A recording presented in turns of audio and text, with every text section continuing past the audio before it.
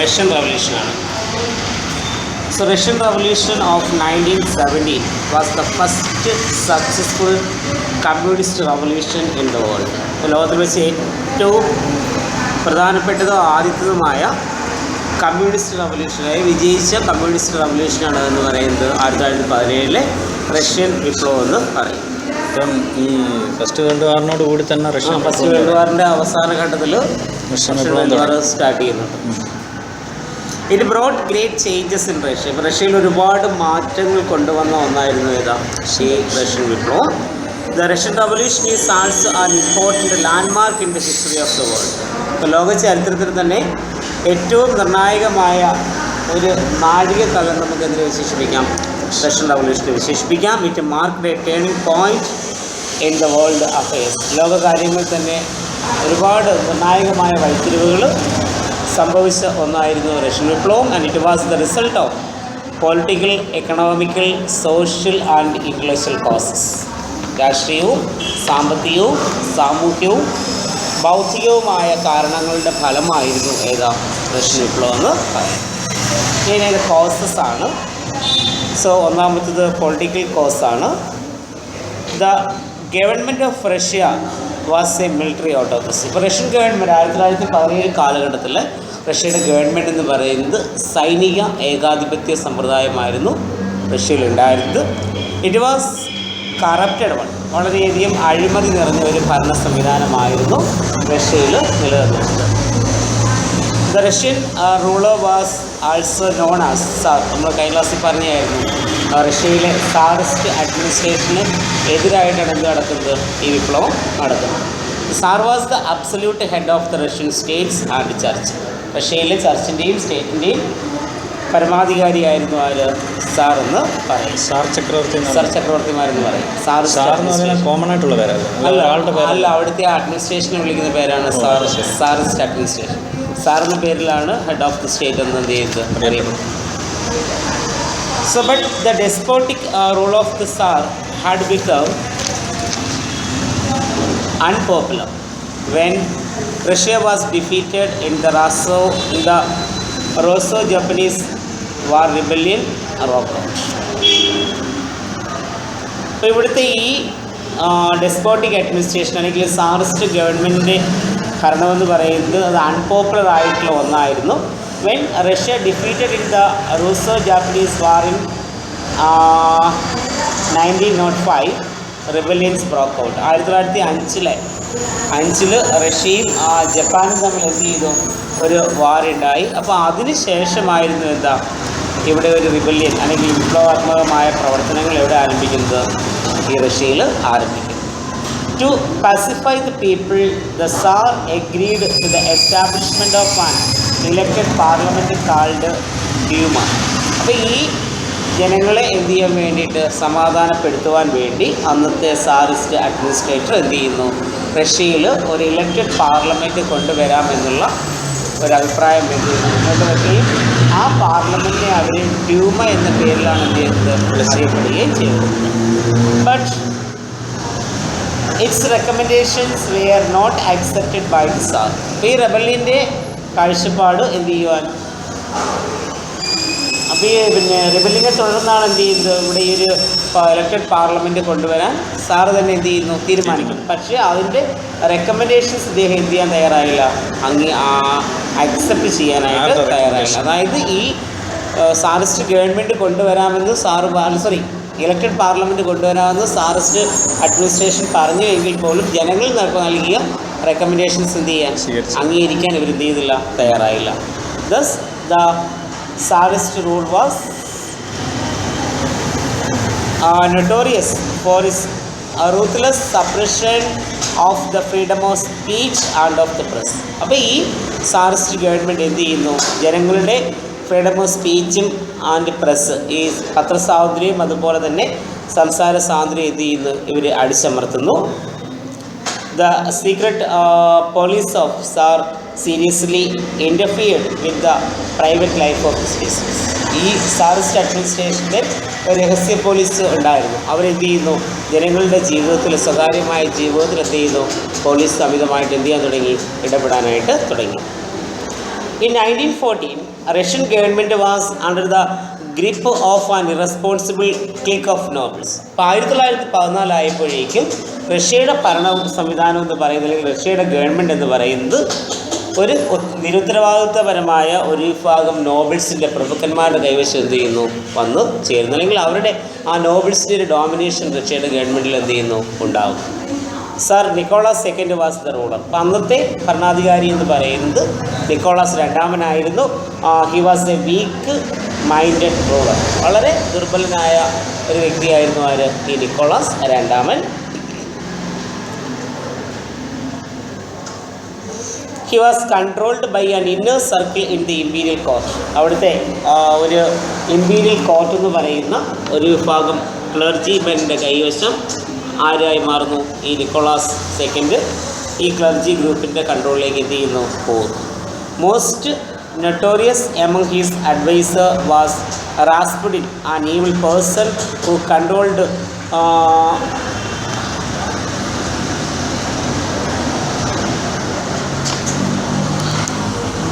പറഞ്ഞ ഒരു imperial court എന്ന് പറയുന്ന ഒരു ക്ലർജിക്കൽ കൺട്രോളിലേക്ക് ആര് പോകുന്നു?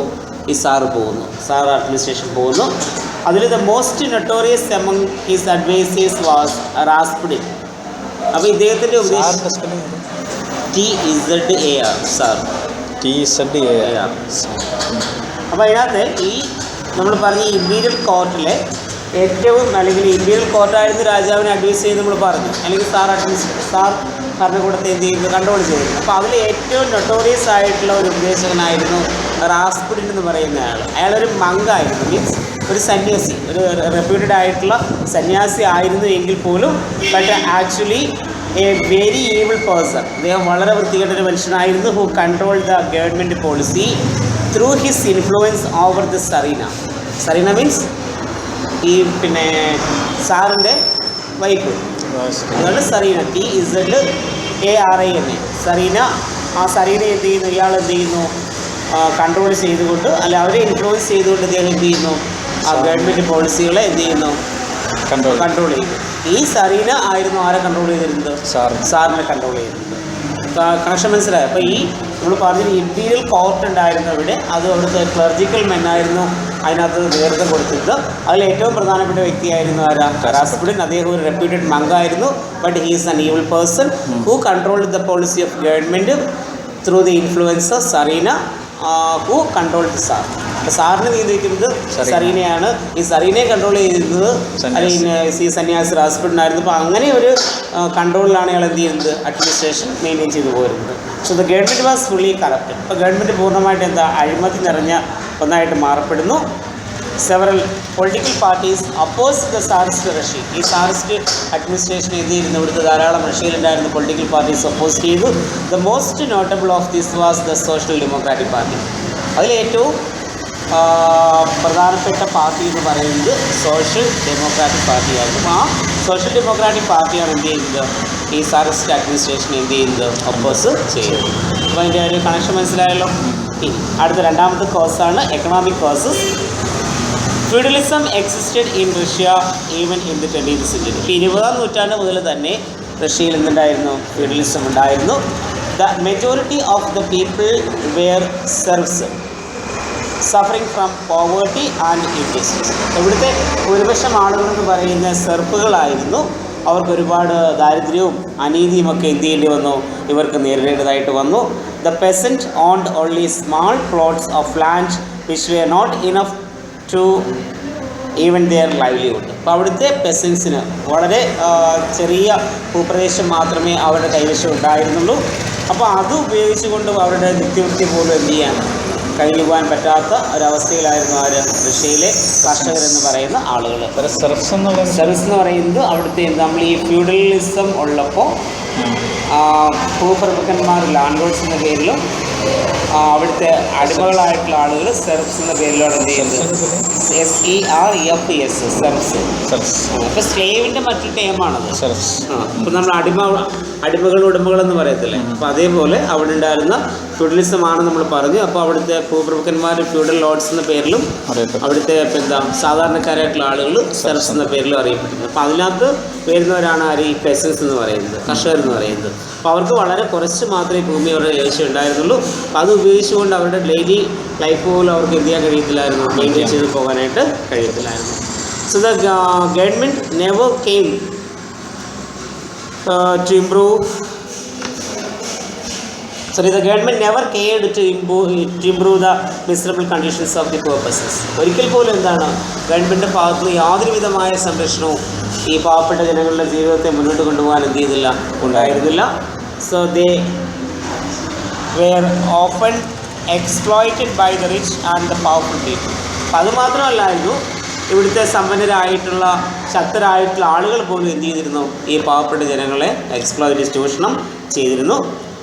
The political agitators of the country fully exploited by the situation. അപ്പോൾ അവിടുത്തെ എന്താ പൊളിറ്റിക്കൽ പൊളിറ്റിക്കൽ അജിറ്റേറ്റേഴ്സ് പോലും എന്ത് ചെയ്തിരുന്നു, ഈ ഒരു സിറ്റുവേഷനിൽ അവർ എന്താ പൂർണ്ണമായിട്ട് എന്ത് ചെയ്തിരുന്നു, ചൂഷണം ചെയ്തു. The conditions of industrial labor was equally miserable. അപ്പോൾ അവിടുത്തെ കർഷകരുടെ അവസ്ഥ വളരെ മോശമായിരുന്നു. അതുപോലെ തന്നെയായിരുന്നു വ്യവസായ മേഖലയിൽ പണിയെടുത്തിരുന്ന ആളുകളുടെയും അവസ്ഥ എന്ന് പറയപ്പെടുന്നത്. They were the victims of capitalist exploitation. ആ ലേബേഴ്സ് അതിന് വിധേയമായി മുതലാളിമാരുടെ ചൂഷണങ്ങൾക്ക് വിധേയമാവുക ചെയ്തു. Though numerically small, they were united in അപ്പോൾ അവർ എണ്ണം കൊണ്ട് വളരെ ചെറിയ വിഭാഗമായിരുന്നു ആരാ, ഈ ഇൻഡസ്ട്രിയൽ ലേബേഴ്സ് എന്ന് പറയുന്നത്. പക്ഷേ they were united in deciding a socialist revolution. ഒരു സോഷ്യലിസ്റ്റ് റവല്യൂഷൻ തീരുമാനവുമായിട്ട് അവർ എന്ത് ചെയ്യാൻ തീരുമാനിച്ചു, യുണൈറ്റ് ചെയ്യാനായിട്ട് എന്ത് ചെയ്യുന്നു, തീരുമാനിക്കുന്നു. So hence the revolution first raised its head among the peasants where the numerically small, they were united in deciding a socialist revolution. അപ്പോൾ വളരെ അംഗസംഖ്യ കൊണ്ട് ഈ ഇൻഡസ്ട്രിയൽ ലേബേഴ്സ് വളരെ ചെറുതായിരുന്നു. പക്ഷേ അവരെന്ത് ചെയ്യുന്നു, ഒരു സോഷ്യലിസ്റ്റ് റവല്യൂഷൻ നടത്താൻ അവരെന്ത് ചെയ്യുന്നു, തീരുമാനിക്കുന്നു. ഹെൻസ് അങ്ങനെ the revolution first rise its head among them. അങ്ങനെ റവല്യൂഷൻ ഉണ്ടായപ്പോൾ അതിൻ്റെ തലപ്പത്താരായിരുന്നു, ഈ ഇൻഡസ്ട്രിയൽ ലേബേഴ്സ് ആയിരുന്നു. The peasants were hungry for land whereas the industrial labours were eager to seek better living. അപ്പോൾ ഈ പെസൻസും അതുപോലെ തന്നെ ഇൻഡസ്ട്രിയൽ ലേബേഴ്സും കൂടെ എന്ത് ചെയ്യുന്നത്, വിപ്ലവത്തിലേക്ക് വരുന്നത്. അപ്പോൾ പെസൻസിൻ്റെ ആവശ്യം എന്ന് പറയുന്നത് അവർക്ക് ഭൂമി നേടിയെടുക്കുക. കാരണം അവർക്കുള്ള കൈവശമുള്ള ഭൂമി കൊണ്ട് ദൈനംദിന ജീവിതം പോലും എന്ത് ചെയ്യാൻ മുന്നോട്ട് കൊണ്ടുപോകാൻ കഴിയാത്തൊരവസ്ഥയിലായിരുന്നു. അപ്പോൾ അങ്ങനെ പെസൻസ് ഭൂമിക്ക് വേണ്ടി വാദിച്ചപ്പോൾ ഈ industrial labours they were very eager to secure better living. നല്ലൊരു ജീവിതം നയിക്കുവാൻ വേണ്ടിയാണ് ആരാഗ്രഹിച്ചത്, ഇൻഡസ്ട്രിയൽ ലേബേഴ്സ് എന്ത് ചെയ്യുന്നത്, ആഗ്രഹിച്ചത്. Moreover there was no army in Russia. അതുമാത്രമല്ല, റഷ്യയിൽ എന്തുമില്ലായിരുന്നു, ഒരു സൈന്യവും ഇല്ലായിരുന്നു. നമ്മൾ നേരത്തെ പറഞ്ഞു ഒരു രഹസ്യ പോലീസ്, തോന്നിയതിൻ്റെ പേര് ഗെസ്റ്റപ്പോ എന്നാണെന്ന് തോന്നുന്നു. റഷ്യയുടെ അന്ന് നിക്കോള സെക്കൻഡ് കൈവശം ഉണ്ടായിരുന്ന ആ രഹസ്യ പോലീസിൻ്റെ പേര് ഗെസ്റ്റപ്പോ എന്നാണെന്ന് തോന്നുന്നു. ഗെസ്റ്റപ്പോ ആണെന്ന് തോന്നി, കറക്റ്റ് ഓർക്കുന്നില്ലത്. അത് ഹോളിക്രോസ്, അത് ഹോളിക്രോസ് അല്ല, ഹോളോകോസ്റ്റ്, അത് ഓർക്കുന്നില്ല, അറിയുന്നില്ലല്ലോ. എനിക്ക് തോന്നി ഈ രഹസ്യ പോലീസ് ഗെസ്റ്റപ്പോ എന്ന പേരിലാണെന്ന് അറിയപ്പെടുന്നത്. സ്കോട്ട്ലൻഡ് യാർഡ് അത് ഇവിടെ ഇംഗ്ലണ്ടിൻ്റെ പോലീസ്. ഇംഗ്ലണ്ട്, അയർലൻഡ്, സ്കോട്ട്ലൻഡ്, ഇത് മൂന്നുമാണല്ലോ ABC കൺട്രീസ് അറിയപ്പെടുന്നത്. Scotland yard. അപ്പോൾ അവിടുത്തെ ഏതൊരു വിങ്ങാണ് അത്, സ്കോട്ട്ലൻഡ് യാർഡ്. അതിപ്പോൾ അവിടുത്തെ പോലീസ് വിങ്ങാണ്. ഓക്കെ. അപ്പോൾ on the other hand it was composed of workers and പെസൻസ്. ഇപ്പോൾ റഷ്യക്ക് സൈനിക വിഭാഗം ഇല്ലായിരുന്നു. ഇനി മറുസൈഡിൽ നമ്മൾ പറയുകയാണെങ്കിൽ അത് കമ്പോസ് ചെയ്തിരുന്നത് അവിടുത്തെ വർക്കേഴ്സും അതുപോലെ തന്നെ പെസൻസും ചേർന്നായിരുന്നു. So the revolution was welcomed by soldiers also. അപ്പോൾ അവിടുത്തെ വിപ്ലവം ഇപ്പം പെസൻസും ഇൻഡസ്ട്രിയൽ ലേബേഴ്സുമാണ് തുടങ്ങിയതെങ്കിൽ പോലും ബാക്കിയുള്ള സോൾജിയേഴ്സ് ഉൾപ്പെടെയുള്ള ആളുകൾ എന്ത് ചെയ്തു, ഈ വിപ്ലവത്തെ എന്ത് ചെയ്തു, സ്വാഗതം ചെയ്തു. അപ്പോൾ അതായിരുന്നു ആ എക്കണോമിക് കോസ്റ്റ് നമ്മൾ കാണേണ്ടത്. ഇനി തേർഡ് വൺ സോഷ്യൽ കോസ്റ്റ് ആണ്. Socially there was A great inequality in Russia. അപ്പോൾ സാമൂഹ്യപരമായിട്ട് എന്താണ്, റഷ്യയിൽ വളരെയധികം അസമത്വം എന്ത് ചെയ്തിരുന്നു, നിലനിന്നിരുന്നു. The Russian society was semi feudal in structure. അപ്പോൾ സ്ട്രക്ചറിൽ നോക്കുകയാണെങ്കിൽ ഈ റഷ്യയുടെ സൊസൈറ്റി എന്ന് പറയപ്പെടുന്നത് വളരെ ഒരു സെമി ഫ്യൂഡൽ ആയിട്ടുള്ള, അതായത് ഭാഗികമായൊരു ഫ്യൂഡലിസ്റ്റ് വ്യവസ്ഥയിലായിരുന്നു നിലനിന്നിരുന്നത്. It consisted of mainly 2 classes. 2 പ്രധാനപ്പെട്ട ക്ലാസ്സുകളായിരുന്നു ഉണ്ടായിരുന്നത്. The nobility and the peasantry.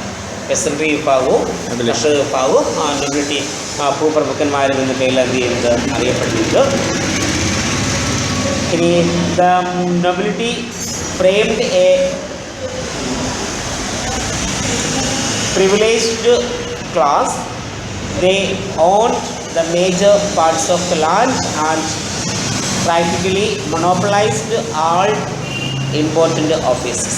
ഈ നൊബിലിറ്റി എന്ന് പറയപ്പെടുന്നത് ഒരു പ്രത്യേക പ്രിവിലേജുള്ള ക്ലാസ്സായിരുന്നു, പ്രത്യേക പരിഗണന ലഭിച്ചിരുന്ന ക്ലാസ്സായിരുന്നു. അവിടുത്തെ ഭൂരിഭാഗമുള്ള എല്ലാ ഭൂമിയും കൈവശം വെച്ചിരുന്ന ഈ നോബിൾസ് ആയിരുന്നു. അതുമാത്രമല്ല, പ്രധാനപ്പെട്ട എല്ലാ ഓഫീസുകളും വഹിച്ചിരുന്നത്, അല്ലെങ്കിൽ ഓഫീസുകളിലെല്ലാം ആരുടെ പുസ്തകം കാണാം. You can see the monopoly of this noble class in all important offices in Russia. റഷ്യയിലെ ഓഫീസസിലെല്ലാം ആരുടെ ഈ നോബിൾസിൻ്റേതായിട്ടുള്ളൊരു മേധാവിത്വം അല്ലെങ്കിൽ അവരുടെ ഒരു മൊണോപ്പൊളി, അവരുടെ കുത്തക അവിടെ ഉണ്ടായിരുന്നു. The bulk of the Russian population consisted of പെസൻസ്. They extremely poor, illiterate and ignorant. ഇനി ബാക്കിയുള്ള ജനവിഭാഗം എന്ന് പറയുന്നത് പെസൻസ് ആയിരുന്നു. അവർ അങ്ങേയറ്റം പാവപ്പെട്ടവരും അക്ഷരാഭ്യാസമില്ലാത്തവരും അവഗണിക്കപ്പെട്ട ആളുകളും ആയിരുന്നു. They were the victims of feudal exploitation. ഈ ഫ്യൂഡലിസ്റ്റ് എക്സ്പ്ലോയിറ്റേഷൻ്റെ ഇരകളായി മാറിയാൽ ഇവിടുത്തെ ഈ കർഷക വിഭാഗം എന്ന് പറയുന്നത്. The benefit of educations were denied to them. So a revolution was inevitable for social justice. വിദ്യാഭ്യാസം പോലും അവർക്ക് എന്ത് ചെയ്യപ്പെട്ടു, നിഷേധിക്കപ്പെട്ടിരുന്നു. അതുകൊണ്ട് ഇതിനൊരു മാറ്റം ഉണ്ടാക്കുവാൻ ഇവരെന്ത് ചെയ്യുന്നു, ആഗ്രഹിച്ചു. അതുകൊണ്ട് അവിടെ എന്താണ്, ഒരു വിപ്ലവം, സാമൂഹികപരമായ അനീതി ഇല്ലാതാക്കിക്കൊണ്ട് സോഷ്യൽ ജസ്റ്റിസ് എസ്റ്റാബ്ലിഷ് ചെയ്യുവാൻ ഒരു വിപ്ലവം അനിവാര്യമാണെന്ന് ആർക്ക് തോന്നി, റഷ്യയിലെ സാധാരണക്കാരായിട്ടുള്ള കർഷക വിഭാഗത്തിന് തോന്നി. ഇപ്പോൾ സോഷ്യലായിട്ട് ഒരുപാട് ഇൻഇക്വാളിറ്റീസ് ഇവിടെ ഉണ്ടായിരുന്നു.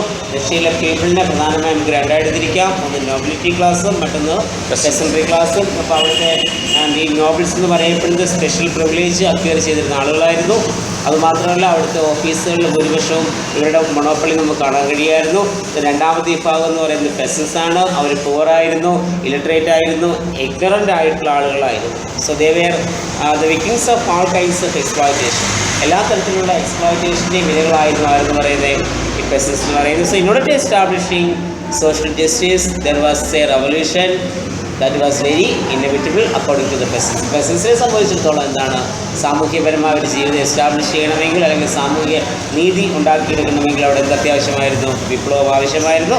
അങ്ങനെ അവരെന്ത് ചെയ്യുന്നു, ഈ വിപ്ലവം കണ്ടക്ട് ചെയ്യുന്നു. കമ്മ്യൂണിസം അവിടെ ഉണ്ടാകുന്നില്ലേ പക്ഷേ ആ ലോകത്തിൽ ആദ്യമായിട്ട് കമ്മ്യൂണിസം ഉണ്ടാകുന്നത് കാർൾ മാർക്സിൻ്റെ കമ്മ്യൂണിസം. ഇവരാണ് ഈ റഷ്യൻ വിപ്ലവം കൊണ്ടുവരുന്നത്. മാർക്സ് ഒക്കെ ആയിരുന്നു. മാർക്സിൻ്റെ ഐഡിയോളജീസ് ആണ്. പക്ഷേ ലെനിൻ ആയിരുന്നു അവിടെ നേതാവ്. Vladimir Ulyanovich Lenin. അതിനകത്ത് പിന്നെ മാർക്സിൻ്റെ കൺസെപ്റ്റുകൾ കുറേ ഉണ്ടായിരുന്നു. നമ്മൾ മാർക്സിസം കേട്ടിട്ടുണ്ടല്ലോ. എന്താണ് dialectical materialism, materialistic interpretation of history, theory of surplus value, theory of class struggle, then religion is the opium of man, then the creation of a classless, stateless society, then withering away of the state.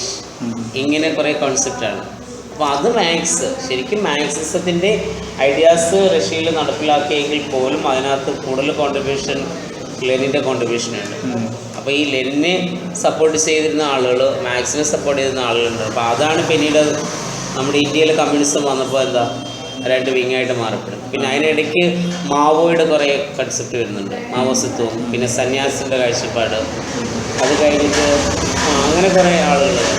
പിന്നെ ഈ മാർക്സിനെ പിന്തുടർന്ന് വന്ന കുറേ ചിന്തകന്മാരുണ്ടായിരുന്നു, Antonio Gramsci. അവരുടെയൊക്കെ contributions പിന്നീട് ഈ മാർക്സിസത്തിൽ വരും. അപ്പോൾ അതിപ്പോൾ ഇന്ത്യയിൽ കമ്മ്യൂണിസം വന്നപ്പോൾ അതിനകത്ത് സ്പ്ലിറ്റ് ഉണ്ടാകുമ്പോൾ അങ്ങനെയാണ് 2 ഗ്രൂപ്പായിട്ട് ഇത് മാറപ്പെടുന്നത്. കാരണം മാർക്സിനെ സപ്പോർട്ട് ചെയ്തിരുന്ന ആളുകൾ CPM-ഉം മാർക്സിൻ്റെയും ലെനിൻ്റെയും കൂടെ കൺസെപ്റ്റ്, ലെനിൻ ലെനിൻ്റെ കോൺസെപ്റ്റ് പിന്തുടരുന്ന ആളുകൾ എന്ത് ചെയ്യുന്നു? CPI ആയിട്ട് നമ്മളിവിടെ മാറുന്നു. ശരിക്കും കമ്മ്യൂണിസ്റ്റ് പാർട്ടി എന്ന് പറയുന്നത് മാർക്സിൻ്റെ യഥാർത്ഥ കോൺസെപ്റ്റ്. CPM ആണ് യഥാർത്ഥ കമ്മ്യൂണിസ്റ്റ് പാർട്ടി എന്ന് പറയുന്നത്. പിന്നെ അതിനകത്ത് എന്ത് ചെയ്യുന്നു? ചൈനയിലെ കോൺട്രിബ്യൂഷൻ വരുന്നു, ഈ റഷ്യൻ കോൺട്രിബ്യൂഷൻ, പിന്നെ ഇപ്പോൾ നമ്മൾ പറഞ്ഞു പിന്നെ ലെനിനുണ്ട്, അതിനുശേഷം ക്രൂഷ്ചേവ് വരുന്നുണ്ട്, ബ്രഷ്നേവ് വരുന്നുണ്ട്. ഇവരുടെയൊക്കെ കോൺട്രിബ്യൂഷൻസ് റഷ്യൻ കമ്മ്യൂണിസത്തിനകത്ത് ഒരുപാടുണ്ട്. ഈ പിന്നെ മാർക്സ് ഏത് കാലഘട്ടത്തിൽ ജീവിച്ചത്? മാർക്സ് 1848, 19-ാം നൂറ്റാണ്ടിൻ്റെ കാലം മുമ്പാണ്. 19-ാം നൂറ്റാണ്ടിൻ്റെ അവസാന കാലഘട്ടത്തിലാണ് കാൾ മാർക്സ് ജീവിച്ചത്. ലെനിൻ ഈ റവല്യൂഷന് ശേഷമാണ് വരുന്നത്. 1848 കാൾ മാർക്സ് ജനിക്കുന്നത്.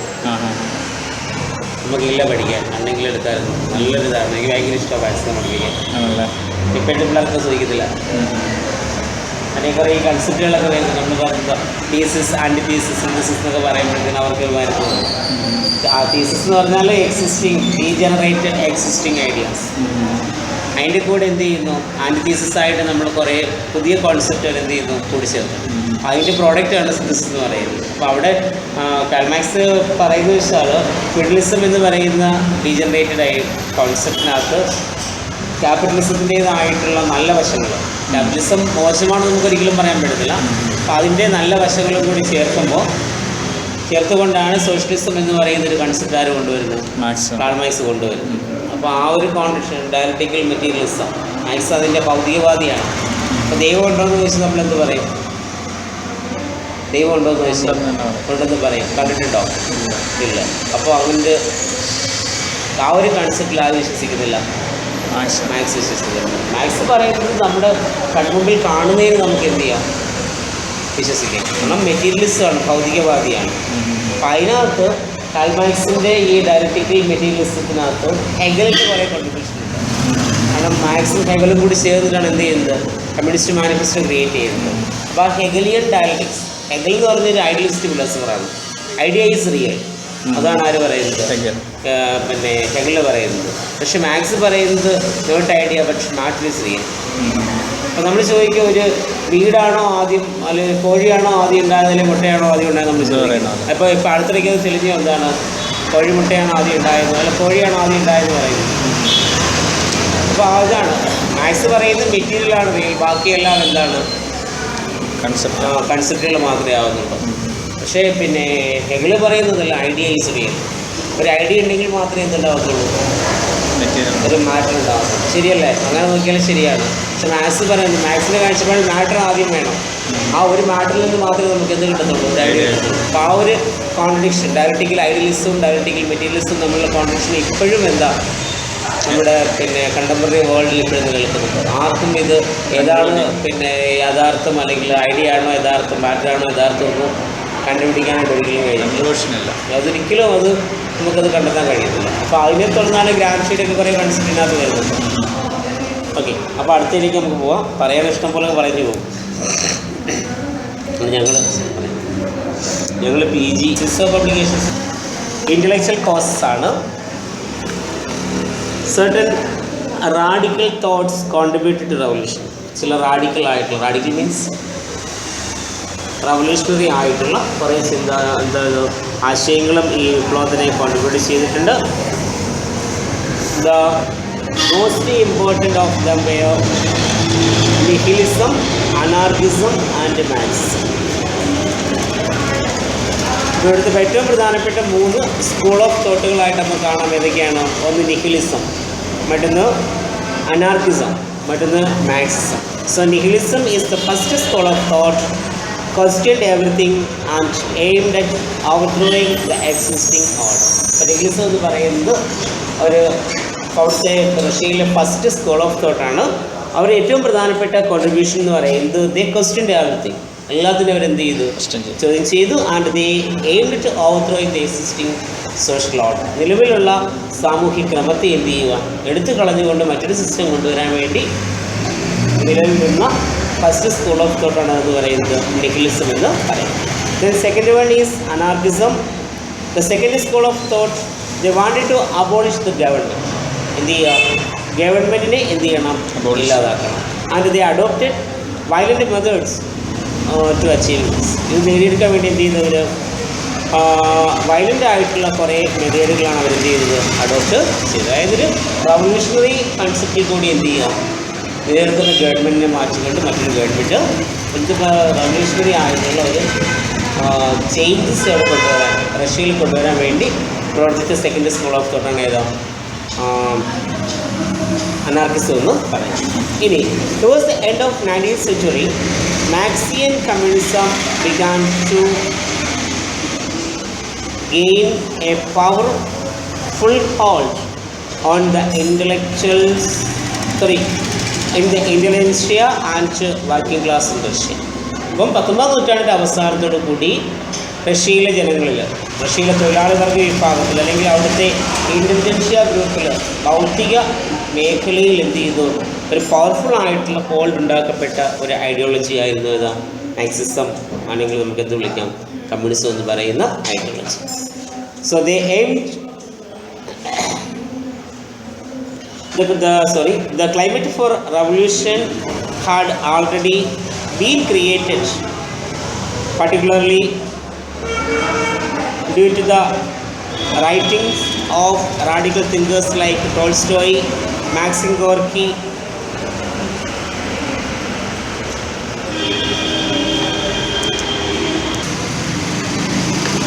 so the climate for revolution had already been created, particularly due to the writings of radical thinkers like Tolstoy, Maxim Gorky, Turgenev. ഇങ്ങനെയുള്ള 3 ചിന്തകന്മാർ എന്ത് ചെയ്യുന്നു, മാക്സിം ഗോർക്കി കേട്ടിട്ടുണ്ടല്ലോ, വളരെ ഫേമസ് ആയിട്ടുള്ള ഒരു എഴുത്തുകാരനാണ്. പിന്നെ ലിയോ ടോൾസ്റ്റോയ്, അദ്ദേഹത്തിൻ്റെ അന്ന കരീനീന വായിച്ചിട്ടുണ്ടോ? അല്ല. ഇപ്പോൾ ഇതൊക്കെ PSC ഇപ്പോൾ ഒരു നാടകമാക്കി, പേര് നമ്മുടെ ക്ഷേത്രത്തിൽ ഉണ്ടായിരുന്നു, എന്തോ ഒരു പ്രണയസങ്കീർത്തനോ ഞങ്ങളുടെ പേര്, അന്ന കരീനാനെ അത് ട്രാൻസ്ലേറ്റ് ചെയ്തത് മലയാളത്തിൽ ആവിഷ്കരിച്ചു. പിന്നെ മാക്സിം ഗോർക്കിയുടെയാണ് പാവങ്ങൾ എന്നും പറഞ്ഞിട്ടൊരു അങ്ങനെയാണെന്നൊരു പേര്,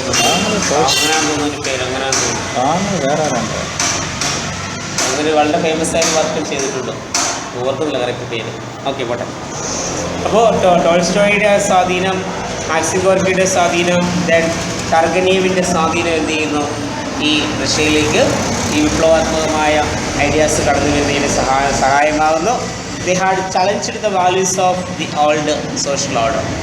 പഴയ ആ സാമൂഹിക ക്രമത്തിൻ്റെ വാല്യൂസിനെ അവർ എന്ത് ചെയ്യുന്നു, വെല്ലുവിളിക്കുകയും. ഇനി the communist leaders already exploited this atmosphere and succeeded in organizing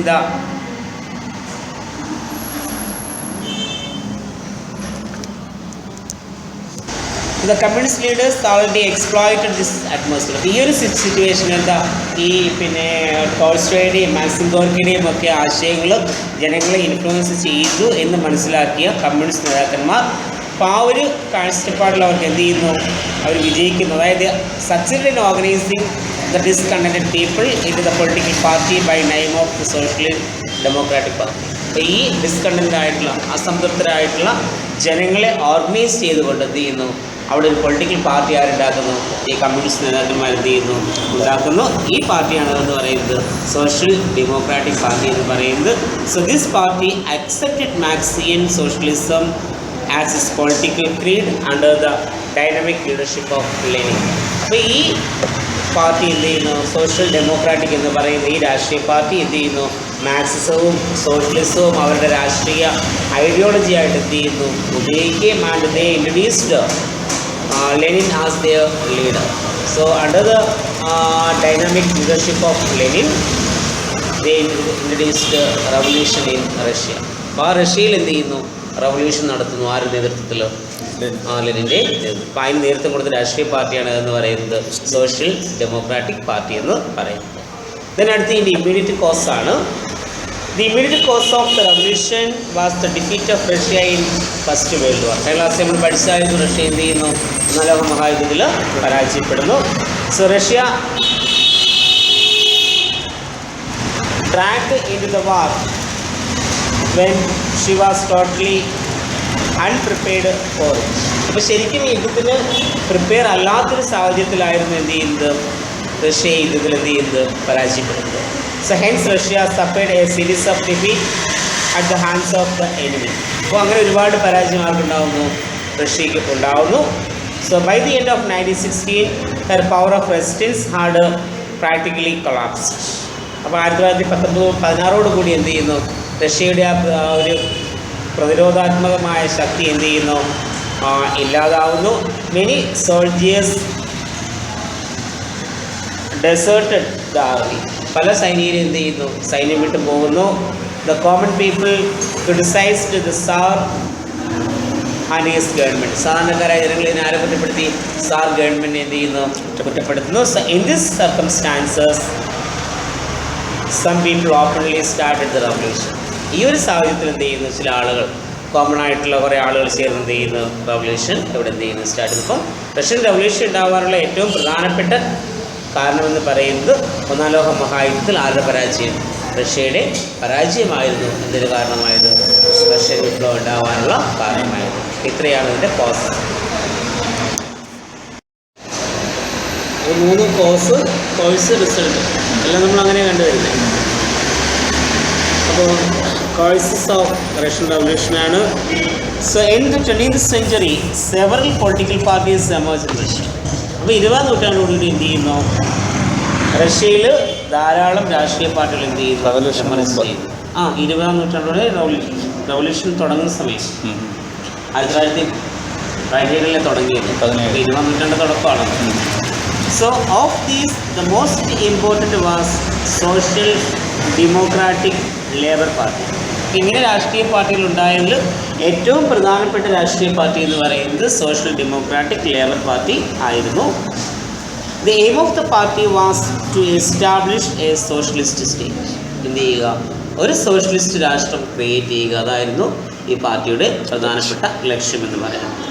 the majority members of the party was the labourers. ഭൂരിപക്ഷ ആളുകളും ആരായിരുന്നു, തൊഴിലാളികളായിരുന്നു ഈ പാർട്ടിയിലെ അംഗങ്ങളെന്ന് പറയുന്നത്. The members of this party set up labour organisations called Soviets. ഈ പാർട്ടിയിലെ അംഗങ്ങൾ എന്ത് ചെയ്യുന്നു, അവരുണ്ടാക്കിയ ഒരു തൊഴിലാളി സംഘടനയാണ് എന്ന് പറയുന്നത് സോവിയറ്റ് എന്ന് പറയുന്ന ഒരു തൊഴിലാളി സംഘടന എന്ത് ചെയ്യുന്നു, ഉണ്ടാക്കുന്നു. They propagate Marxian ideas.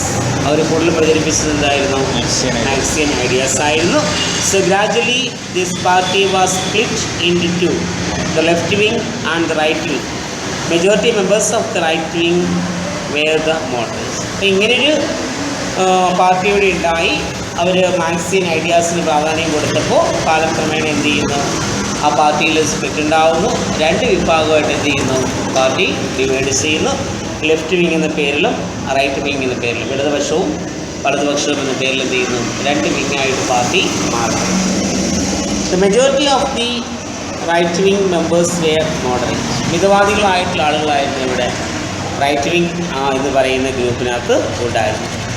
Their main aim was to put an end to the autocratic rule of tsar. ഇപ്പോൾ ഏറ്റവും പ്രധാനപ്പെട്ട ലക്ഷ്യം എന്ന് പറയുന്നത് എന്താണ്, റഷ്യയിലെ സാറിസ്റ്റ് ഭരണത്തിൻ്റെ ആ ഒരു മേധാവിത്വം, സാറിസ്റ്റ് ഭരണത്തിൻ്റെ ആ ഏകാധിപത്യപരമായ ഭരണത്തിൻ്റെ മേധാവിത്വം എന്ത് ചെയ്യുക, ഇല്ലാതാക്കുക എന്നതായിരുന്നു ഈ മോഡറേറ്റുകളുടെ പ്രധാനപ്പെട്ട ലക്ഷ്യമെന്ന് പറയുന്നത്. But the left wing became an organisation of extremist. എന്നാൽ ഇടതുപക്ഷം എന്ന് പറയുന്നത് തീവ്രവാദികളുടേതായിട്ടുള്ള ഒരു സംഘടനയായിരുന്നു. They stood for a socialist revolution and dictatorship of labourers. ഒരു സാമൂഹ്യപരമായ അല്ലെങ്കിൽ ഒരു സോഷ്യലിസ്റ്റ് വിപ്ലവം നടത്തുന്നതിന് വേണ്ടിയിട്ട് തൊഴിലാളി വർഗത്തിൻ്റേതായിട്ടുള്ള സർവാധിപത്യം കൊണ്ടുവരാനും ആര് ശ്രമിച്ചു, ഈ ലെഫ്റ്റ് വിങ് എന്ന് പറയുന്ന എക്സ്ട്രീമിസ്റ്റ് ഗ്രൂപ്പുകൾ എന്ത് ചെയ്യുന്നു, ശ്രമിക്കുന്നു. അപ്പോൾ രണ്ട് വിങ്ങായിട്ട് പാർട്ടി മാറുന്നു, റൈറ്റ് വിങ്ങും ലെഫ്റ്റ് വിങ്ങും. റൈറ്റ് വിങ് എന്ന് പറയുന്നത് മോഡറേറ്റ് ആയിട്ടുള്ള ആളുകളായിരുന്നു. അവരുടെ ഏറ്റവും പ്രധാന ലക്ഷ്യം എന്ന് പറയുന്നത് റഷ്യയിൽ എന്ത് ചെയ്യുക, സാറിസ്റ്റ് അഡ്മിനിസ്ട്രേഷൻ എന്ത് ചെയ്യണം, ഇല്ലാതാക്കണം. എന്നാൽ ലെഫ്റ്റ് വിങ് എന്ന് പറയുന്നത് എക്സ്ട്രീമിസ്റ്റ് ആയിട്ടുള്ള ആളുകളായിരുന്നു, തീവ്രവാദികളായ ആളുകളായിരുന്നു. അവരുടെ ഏറ്റവും പ്രധാന ലക്ഷ്യം എന്ന് പറയുന്നത് ഒരു സോഷ്യലിസ്റ്റ് റവല്യൂഷൻ സംഘടിപ്പിക്കുക, അതോടൊപ്പം തന്നെ എന്ത് ചെയ്യണം, ലേബറേഴ്സിൻ്റേതായ ഒരു ഏകാധിപത്യവും എന്ത് ചെയ്യണം, സ്ഥാപിച്ചെടുക്കണം. അതായിരുന്നു അവരുടെ ലക്ഷ്യം. So their leader was Lenin. അവരുടെ നേതാവായിരുന്നു ആര്, ലെനിൻ എന്ന് പറയുന്നത്. The majority members of the social democratic party came under Lenin. അപ്പോൾ ഈ സോഷ്യൽ ഡെമോക്രാറ്റിക് പാർട്ടിയിലെ ഭൂരിപക്ഷം ആളുകളും ആരുടെ കൂടിയായിരുന്നു, ലെനിൻ്റെ കൂടിയായിരുന്നു. Therefore The left wing came to be known as Bolsheviks. അതുകൊണ്ട് എന്ത് ചെയ്തു, ഈ ലെഫ്റ്റ് വിങ് എന്ന് പറയപ്പെടുന്നത് ഏത് പേരിൽ, ബോൾഷെവിക് എന്ന പേരിൽ എന്ത് ചെയ്യുന്നു, അറിയപ്പെടുന്നു. Then the minority belonged to right wing. Minority എന്ന് പറയുന്നത് എന്താണ്, റൈറ്റ് വിങ്ങിൽപ്പെട്ട ആളുകളായിരുന്നു. Hence they came to be known as Menshevik. ഇപ്പോൾ രണ്ട് ഗ്രൂപ്പ് ഉണ്ടാവുന്നു, ഒന്ന് ബോൾഷെവിക് ഗ്രൂപ്പും മറ്റൊന്നാണ് മെൻഷെവിക് ഗ്രൂപ്പും. The Russian revolution had two important stages. രണ്ട് പ്രധാനപ്പെട്ട ഘട്ടങ്ങളായിട്ട് നമുക്ക് ഇത് തിരിക്കാം. ഈ റഷ്യൻ റവല്യൂഷൻ നമുക്ക് തിരിക്കാം. The first revolution of March and second revolution of November. March revolution എന്നും നവംബർ റവല്യൂഷനും നമുക്ക് എന്ത് ചെയ്യാം, രണ്ടായി. അതായത് മാർച്ച് റവല്യൂഷൻ അതിൻ്റെ മറ്റൊരു പേരാണ് ഫെബ്രുവരി റവല്യൂഷൻ, അതിൻ്റെ മറ്റൊരു പേരാണ് മെൻഷെവിക് റവല്യൂഷൻ. അതായത് റൈറ്റ് വിങ്ങിൻ്റെ റവല്യൂഷൻ നടന്നത് ഫെബ്രുവരി മാർച്ച് മാസങ്ങളിലാണ്.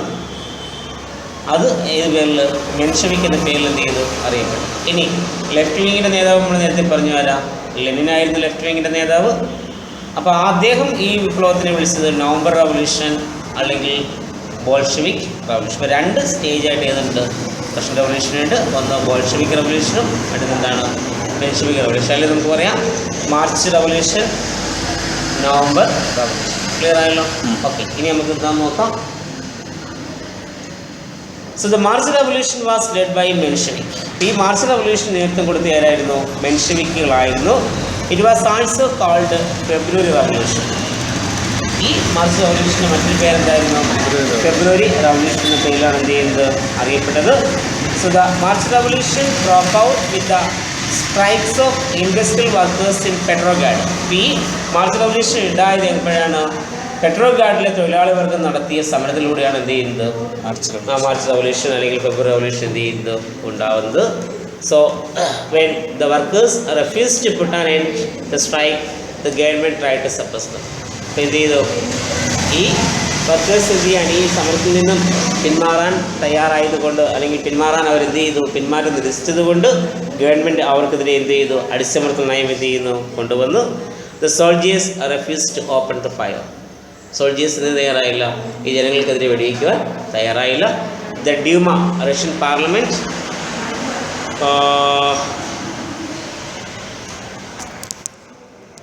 Duma, Russian parliament define the order of dissolution. അപ്പോൾ എന്താണ്, ഈ റഷ്യയുടെ പാർലമെൻറ്റ് എന്ത് ചെയ്യുന്നു, ഈ ഓർഡർ ഡിസോൾവ് ചെയ്യുവാൻ അല്ലെങ്കിൽ ഇവരുടെ ഈ സമരത്തെ പിരിച്ചുവിടുവാനുള്ള ഓർഡർ എന്ത് ചെയ്തു അവർ നിഷേധിക്കുകയും in cooperation with the Petrograd workers set of liberal republican government. ഈ പെട്രോഗാഡിലെ തൊഴിലാളികളൊപ്പം ചേർന്നുകൊണ്ട് എന്ത് ചെയ്യുന്നു, പുതിയൊരു ഗവൺമെൻറ്, ലിബറൽ റിപ്പബ്ലിക്കൻ ഗവൺമെൻറ് എന്ത് ചെയ്യുന്നു അവിടെ രൂപീകരിക്കുകയും ചെയ്യും.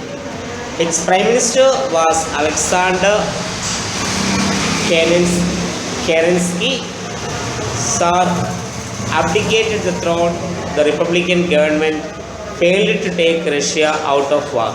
അപ്പോൾ എന്ത് ചെയ്തു, ഇപ്പോൾ അന്നത്തെ അവിടുത്തെ റഷ്യയുടെ പ്രൈം മിനിസ്റ്റർ എന്ന് പറയുന്നത് അലക്സാണ്ടർ കെറൻസ്കി ആയിരുന്നു. അവരെന്ത് ചെയ്തു, സാറിനെ അധികാരത്തിൽ നിന്ന് എന്ത് ചെയ്തു, അബ്ഡിക്കേറ്റ് ചെയ്ത് പുറത്താക്കുന്നു. But the republican government failed to be Russia out of the war. പക്ഷേ ഇങ്ങനെ പുറത്താക്കിയെങ്കിൽ പോലും ആ ഒരു യുദ്ധത്തിൽ നിന്ന് രക്ഷപ്പെടുത്താൻ ആർക്ക് കഴിഞ്ഞില്ല, റഷ്യയെ രക്ഷപ്പെടുത്താൻ റിപ്പബ്ലിക്കൻ പാർട്ടി ഗവൺമെൻറ് എന്ത് ചെയ്തില്ല, കഴിഞ്ഞില്ല. So but the Russians was weary of fighting. പക്ഷേ റഷ്യക്കാരെന്ന് പറയുന്നത് എന്തിന് തയ്യാറായിരുന്നു, ഇതിൽ നിന്ന് അവർക്കെതിരെ ഫൈറ്റ് ചെയ്യാൻ തയ്യാറായി വന്നു. So in the circumstances people prepared another revolution. ആ ഒരു സാഹചര്യത്തിൽ ജനങ്ങൾ എന്ത് ചെയ്യുന്നു, മറ്റൊരു റവല്യൂഷൻ കണ്ടക്ട് ചെയ്യാൻ തയ്യാറാകുന്നു. അപ്പോൾ ആ മെൻഷെവിക്കിൻ്റെ റവല്യൂഷൻ എന്ത് ചെയ്യുന്നു, പരാജയപ്പെടുന്നു. ഈവൻ ദോ ആ സാറസ്റ്റ് അഡ്മിനിസ്ട്രേഷൻ അബ്ഡിക്കേറ്റ് ചെയ്തു എങ്കിൽ അല്ലെങ്കിൽ ത്രോൺ ഔട്ട് ചെയ്തു എങ്കിൽ പോലും എന്ത് ചെയ്യാൻ, ഇവിടുത്തെ യുദ്ധം അവസാനിപ്പിക്കാൻ അവർക്ക് കഴിയാതെ വന്നു, ഈ റിപ്പബ്ലിക്കൻ ഗവൺമെൻറ് കഴിയാതെ വന്നു. അപ്പോൾ അതുകൊണ്ട് ജനങ്ങൾക്ക് എത്തിയിട്ട് വന്നു, മറ്റൊരു വിപ്ലവത്തിലേക്ക് പോകേണ്ടി വന്നു. അതാണ് ഏത് പേരിൽ, ലെനിൻ്റെ നേതൃത്വത്തിലുള്ള ബോൾഷെവിക് റവല്യൂഷൻ എന്ന് പറയുന്നത്. രണ്ടാമത്തെ ഘട്ടമാണ് ലെനിൻ ഓർ നവംബർ റവല്യൂഷൻ അല്ലെങ്കിൽ Bolshevik revolution. Then now the November Revolution. നവംബറാണ് നമ്പറാണ്. November, അത് mistake ആണ്.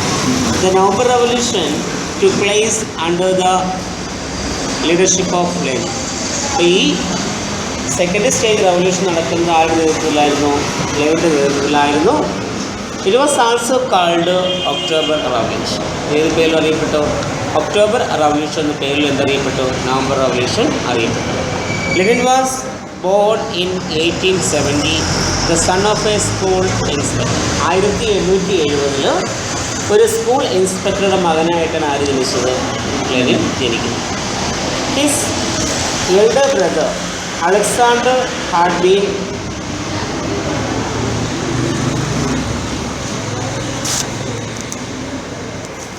his elder brother Alexander had been hanged for participating in a plot to murder the Tsar. അപ്പോൾ ഇദ്ദേഹത്തിൻ്റെ എൽഡർ ബ്രദറായ മൂത്ത സഹോദരനായ അലക്സാണ്ടറിനെ എന്ത് ചെയ്യുന്നു? അവിടുത്തെ റഷ്യയിലെ സാർ ചക്രവർത്തിയെ കൊല്ലുവാൻ വേണ്ടി അവരെന്ത് ചെയ്തു? ഒരു പദ്ധതി തയ്യാറാക്കി. അതിൽ ആര് അറസ്റ്റിലായി? അലക്സാണ്ടർ എന്ത് ചെയ്യുന്നു? അറസ്റ്റിലാവുന്നു. Early in his life, Lenin studied Marxism and became an ardent disciple of Karl Marx and carried on Marxian propaganda at St. Petersburg. അപ്പോൾ കുട്ടിക്കാലം മുതൽ എന്താണ് ലെനിൻ എന്ത് പഠിച്ചു? മാർക്സിനെ കുറിച്ചും മാർക്സിസത്തെക്കുറിച്ച് പഠിക്കുകയും അദ്ദേഹം അങ്ങനെ എന്ത് ചെയ്യുന്നു? കാൾ മാർക്സിൻ്റെ ഒരു ഡിസൈപ്പിളായിട്ട് എന്ത് ചെയ്യുന്നു? മാറപ്പെടുന്നു. അപ്പോൾ അദ്ദേഹം മാർക്സിയൻ പ്രൊപ്പഗാൻഡയാണ് എന്ത് ചെയ്യുന്നത്? സെൻറ്റ് പീറ്റേഴ്സ്ബർഗിൽ അദ്ദേഹം എന്ത് ചെയ്തത്? പ്രചരിപ്പിക്കുകയും ചെയ്തു. Later he became the leader of left wing of the social democratic party. പിന്നീട് അദ്ദേഹം എന്ത് ചെയ്തു? ഈ സോഷ്യൽ ഡെമോക്രാറ്റിക് പാർട്ടിയിലെ ഏതിൻ്റെ? ലെഫ്റ്റ് വിങ്ങിൻ്റെ നേതാവായി മാറപ്പെടുകയും ചെയ്തു Lenin. Then his aim was the establishment of a socialist order which he believed would be achieved only by ardent revolution. അപ്പോൾ ഈ ലെനിൻ്റെ ഏറ്റവും പ്രധാനപ്പെട്ട ലക്ഷ്യം എന്ന് പറയുന്നത് എന്തായിരുന്നു? ഒരു സോഷ്യലിസ്റ്റ് ഓർഡർ എന്ത് ചെയ്യുക? സ്ഥാപിച്ചെടുക്കുക. അപ്പോൾ ആ സോഷ്യലിസ്റ്റ് ഓർഡർ സ്ഥാപിച്ചെടുക്കുവാൻ വേണ്ടി ലെനിൻ കണ്ടെത്തിയ ഏറ്റവും പ്രധാനപ്പെട്ട മാർഗമെന്ന് പറയുന്നത് എന്താണ്? വിപ്ലവം. വിപ്ലവത്തിൽ കൂടി മാത്രമേ എന്ത് ചെയ്യാൻ കഴിയത്തുള്ളൂ? ഒരു സോഷ്യൽ ഓർഡർ ഉണ്ടാക്കിയെടുക്കാൻ കഴിയുകയുള്ളൂ എന്നായിരുന്നു ആരുടെ കാഴ്ചപ്പാട്? ലെനിൻ്റെ കാഴ്ചപ്പാടെന്ന് പറയുന്നത്. His followers got A majority in the social democratic party. അപ്പോൾ അദ്ദേഹത്തിന് എന്താണ്? ഈ സോഷ്യൽ ഡെമോക്രാറ്റിക് പാർട്ടിയിൽ ധാരാളം ഫോളോവേഴ്സ് ഉണ്ടായിരുന്നു. Hence they were called the Bolshevik on the majority party. ഈ ഗ്രൂപ്പിനെ ഏത് പേരിൽ വിളിച്ചു? ബോൾഷെവിക് എന്ന പേരിൽ എന്ത് ചെയ്തു? വിളിക്കുകയും ചെയ്തു. ഇനി Lenin had all the qualities നെസറി for the success of A revolutionary leader. ഒരു റവല്യൂഷണറി ലീഡറിൻ്റെ എല്ലാവിധ ക്വാളിറ്റിയുമുള്ള, അതിൽ വിജയം കൈവരിക്കാൻ കഴിഞ്ഞ വ്യക്തിയായിരുന്നു ആരെന്ന് പറയുന്നത്? ലെനിൻ എന്ന് പറയുന്നത്. Then he was an able politician and an exceedingly effective orator. അപ്പോൾ അദ്ദേഹം എന്തായിരുന്നു? ഒരു ഏബിൾ ആയിട്ടുള്ള പൊളിറ്റീഷ്യനായിരുന്നു. അതോടൊപ്പം തന്നെ എന്താണ്? വളരെ എഫക്റ്റീവ് ആയിട്ടുള്ള ഒരു ഒറേറ്റർ, ഒരു പ്രാസംഗികനുമായിരുന്നു ആര്? ലെനിൻ എന്ന് പറയുന്നത്. He cared nothing four wealth, for personal glory and lived A life of simplicity. അപ്പോൾ അദ്ദേഹം എന്താ? പണത്തിന് വേണ്ടിയിട്ടോ അല്ലെങ്കിൽ വ്യക്തിപരമായ നേട്ടങ്ങൾക്ക് വേണ്ടിയിട്ടോ ഒന്നും ആര് ചെയ്തില്ല? ലെനിൻ ചെയ്തിട്ടില്ല. അദ്ദേഹത്തിൻ്റെ ജീവൻ തന്നെ വളരെ സിംപ്ലിസിറ്റി നിറഞ്ഞ ഒരു ലൈഫായിരുന്നു ആര് നയിച്ചത്? ലെനിൻ നയിച്ചത്. So for his part in the revolutionary movement of 1905 he was exiled to Switzerland. അപ്പോൾ 1905 ഇദ്ദേഹം ഇങ്ങനെ ഈ വിപ്ലവാത്മകപരമായ പ്രവർത്തനങ്ങളുമായി മുന്നോട്ട് പോയപ്പോൾ എന്ത് ചെയ്യുന്നു? അദ്ദേഹത്തെ സ്വിറ്റ്സർലൻഡിലേക്ക് എന്ത് ചെയ്യുന്നു? നാട് കടത്തുന്നു. He came back to Russia in April 1970 when March Revolution took place. അപ്പോൾ എന്ത് ചെയ്തു? അദ്ദേഹം പിന്നെ 1917 ഏപ്രിൽ എന്ത് ചെയ്യുന്നു? തിരിച്ചെവിടേക്ക് വരുന്നു? റഷ്യയിലേക്ക് എന്ത് ചെയ്യുന്നു? തിരിച്ച് വരിക ചെയ്യുന്നു. Then when March Revolution took place, he was again exiled in Switzerland. അപ്പോൾ രണ്ടാമത് എന്താ മാർച്ച് റവല്യൂഷനുള്ള സമയത്ത് അദ്ദേഹത്തിന് എവിടേക്ക് നാട് കടത്തി? സ്വിറ്റ്സർലൻഡിലേക്ക് എന്ത് ചെയ്യുന്നു? നാട് കടത്തുന്നു. Then from there he manage to return to Saint Petersburg. അവിടെ നിന്ന് അദ്ദേഹം എവിടേക്ക് മടങ്ങി വരുന്നു? സെൻറ്റ് പീറ്റേഴ്സ്ബർഗിലേക്ക് എന്ത് ചെയ്യുന്നു? മടങ്ങി വരുന്നു. His party was able to get control over the members of local governing committees called soviets. അപ്പോൾ അദ്ദേഹത്തിൻ്റെ പാർട്ടിക്ക് എന്ത് ചെയ്യാൻ കഴിഞ്ഞു? അവിടുത്തെ ലോക്കൽ ഗവേണിംഗ് കമ്മിറ്റി ആയിട്ടുള്ള സോവിയറ്റ് എന്ന് പറയുന്ന ഗ്രൂപ്പ്, നമ്മൾ നേരത്തെ പറഞ്ഞാണ് സോവിയറ്റിനെ കുറിച്ച്. അപ്പോൾ ആ ഗ്രൂപ്പിൻ്റെ മുകളിൽ ഇവർക്ക് എന്ത് ചെയ്യാൻ കഴിഞ്ഞു? നിയന്ത്രണം കൊണ്ടുവരാൻ കഴിഞ്ഞു. On 1st November 1917 they rose of arms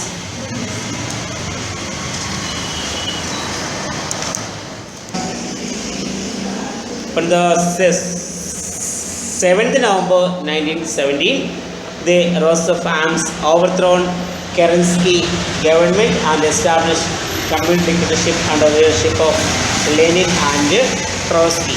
അങ്ങനെ 1917 നവംബർ 1 റഷ്യയുടെ പ്രധാനമന്ത്രിയായിരുന്ന അലക്സാണ്ടർ കെറൻസ്കിയെ എന്ത് ചെയ്യുന്നു? അധികാരത്തിൽ നിന്ന് പുറത്താക്കിയിട്ട് അവിടെ എന്താ കമ്മ്യൂണിസ്റ്റ് ഡിക്റ്റേറ്റർഷിപ്പ്, കമ്മ്യൂണിസ്റ്റുകാരുടെ ഏകാധിപത്യ ഭരണം എന്ത് ചെയ്യുന്നു? കൊണ്ടുവരുന്നു. ഇതിന് നേതൃത്വം കൊടുത്തത് ലെനിനും അദ്ദേഹത്തിൻ്റെ സുഹൃത്തായിരുന്ന ടൊറോസ്കിയുമായിരുന്നു. ലെനിൻ ഏകാധിപത്യ അല്ല, കമ്മ്യൂണിസ്റ്റ് ഡിക്റ്റേറ്റർഷിപ്പ് എന്നാണ് പറയുന്നത്. കമ്മ്യൂണിസ്റ്റിൻ്റെ എന്താ ഏകാധിപത്യം? Dictatorship of the communist party. Communist പാർട്ടിയുടെ ഏകാധിപത്യം എന്ത് ചെയ്യുന്നു? റഷ്യയിൽ ആര് കൊണ്ടുവരുന്നു? ലെനിനും അദ്ദേഹത്തിൻ്റെ സുഹൃത്തായ ട്രോസ്കിയും കൂടി എന്ത് ചെയ്യുന്നു? കൊണ്ടുവരിക ചെയ്യും. എത്രയാണ് അതിൻ്റെ കോഴ്സ്? സ്റ്റോപ്പ് ചെയ്യും. So the Russian revolution produced far reaching results. ഒരുപാട് ഫലങ്ങൾ എന്തുണ്ടാക്കാൻ കഴിഞ്ഞു? റഷ്യൻ റവല്യൂഷൻ ഉണ്ടാക്കാൻ കഴിഞ്ഞു. അതിൽ ഏറ്റവും പ്രധാനപ്പെട്ടത് രാഷ്ട്രീയപരമായ ഫലമാണ്. The revolution of 1917 thoroughly changed the political system of the country. അപ്പോൾ പരിപൂർണമായിട്ട് റഷ്യയുടെ രാഷ്ട്രീയ വ്യവസ്ഥയിൽ മാറ്റം കൊണ്ടുവരുന്നതിന് കഴിഞ്ഞു. 1917 ഈ റഷ്യൻ വിപ്ലവത്തിന് കഴിയുകയുണ്ടായി. Russia transformed from a week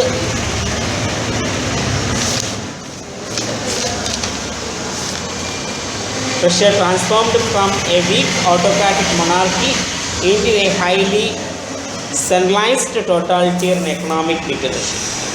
Totalitarian communist dictatorship. അപ്പോൾ എന്താണ്? ഒരു വീക്കായിട്ടുള്ള വളരെ ദുർബലമായ ഒരു സ്വേച്ഛാധിപത്യ ഏകാധിപത്യ ഭരണ വ്യവസ്ഥയിൽ നിന്നും വളരെ സ്ട്രോങ് ആയ ഒരു സെൻട്രലൈസ്ഡ് ടോട്ടാലിറ്റേറിയൻ കമ്മ്യൂണിസ്റ്റ് ഡിക്റ്റേറ്റർഷിപ്പിലേക്ക് എന്ത് ചെയ്യുവാൻ റഷ്യയുടെ ഭരണം മാറ്റിയെടുക്കുവാനായിട്ട് ഈ റവല്യൂഷന് കഴിഞ്ഞു. The state came to detect the total behaviour of its citizens. ആ രാഷ്ട്രത്തിലെ എല്ലാ ജനങ്ങളുടെയും പൗരന്മാരുടെയും സ്വഭാവം പോലും നിയന്ത്രിക്കാൻ ആർക്ക് കഴിഞ്ഞു? രാഷ്ട്രത്തിന് കഴിയുകയുണ്ടാകുന്നു. Instead of personal dictatorship there was now a party dictatorship. ഇപ്പോൾ വ്യക്തിപരമായ ഏകാധിപത്യത്തിന് പകരം എന്താണ്? പാർട്ടി ഏകാധിപത്യം സ്ഥാപിക്കാൻ കമ്മ്യൂണിസ്റ്റ് പാർട്ടിയുടെ ഏകാധിപത്യത്തോടെ കൊണ്ടുവരാൻ കഴിഞ്ഞു. റഷ്യയിൽ കൊണ്ടുവരാൻ കഴിയുകയുണ്ടായി. The relation between the government and the Communist Party became so close that it was difficult to distinguish one from the other. ഗവൺമെൻറ്റും പാർട്ടിയും തമ്മിലുള്ള ബന്ധം എന്ത് ചെയ്ത് വളരെ ക്ലോസായി മാറപ്പെടുകയും it was very difficult to distinguish one from other. പാർട്ടിയെയും ഗവൺമെൻറ്റിനെയും എന്താണ് പരസ്പരം വേർതിരിക്കാൻ പോലും കഴിയാത്തൊരവസ്ഥയിലേക്ക് എന്ത് ചെയ്തു? പാർട്ടിയും ഗവൺമെൻറ്റും തമ്മിലുള്ള ബന്ധം ശക്തമായിട്ട് അവിടെ മാറുന്നു. അതുകൊണ്ട് നമ്മൾ പറഞ്ഞിപ്പം ഗവൺമെൻറ് എന്ന് പറയുന്ന പോലും എന്താണ്? ഗവൺമെൻറ് എന്ന് പറഞ്ഞാൽ പോലും അത് ആരുടെ ഗവൺമെൻറ്? കമ്മ്യൂണിസ്റ്റ് പാർട്ടിയുടെ ഗവൺമെൻറ്റായിട്ടാണ് എന്ത് ചെയ്യുന്നത്? മാറപ്പെടുന്നത്. അപ്പോൾ അതാണ് പൊളിറ്റിക്കൽ റിസൾട്ട്. ഇനി രണ്ടാമത്തത് growth of Russia as the world power. ഒരു ലോകശക്തി എന്ന നിലയിൽ എന്താ റഷ്യയുടെ വളർച്ച. So internally USSR achieved considerable progress after the revolution. Lenin started a three-phased program consisting of mediate peace with Germany, confiscation of land owned by private landlords, and control production into the hands of working class communities. അപ്പോൾ ഇൻറ്റേർണലായിട്ട് റഷ്യയിൽ എന്ത് ചെയ്തു? പുരോഗതി ഉണ്ടായി.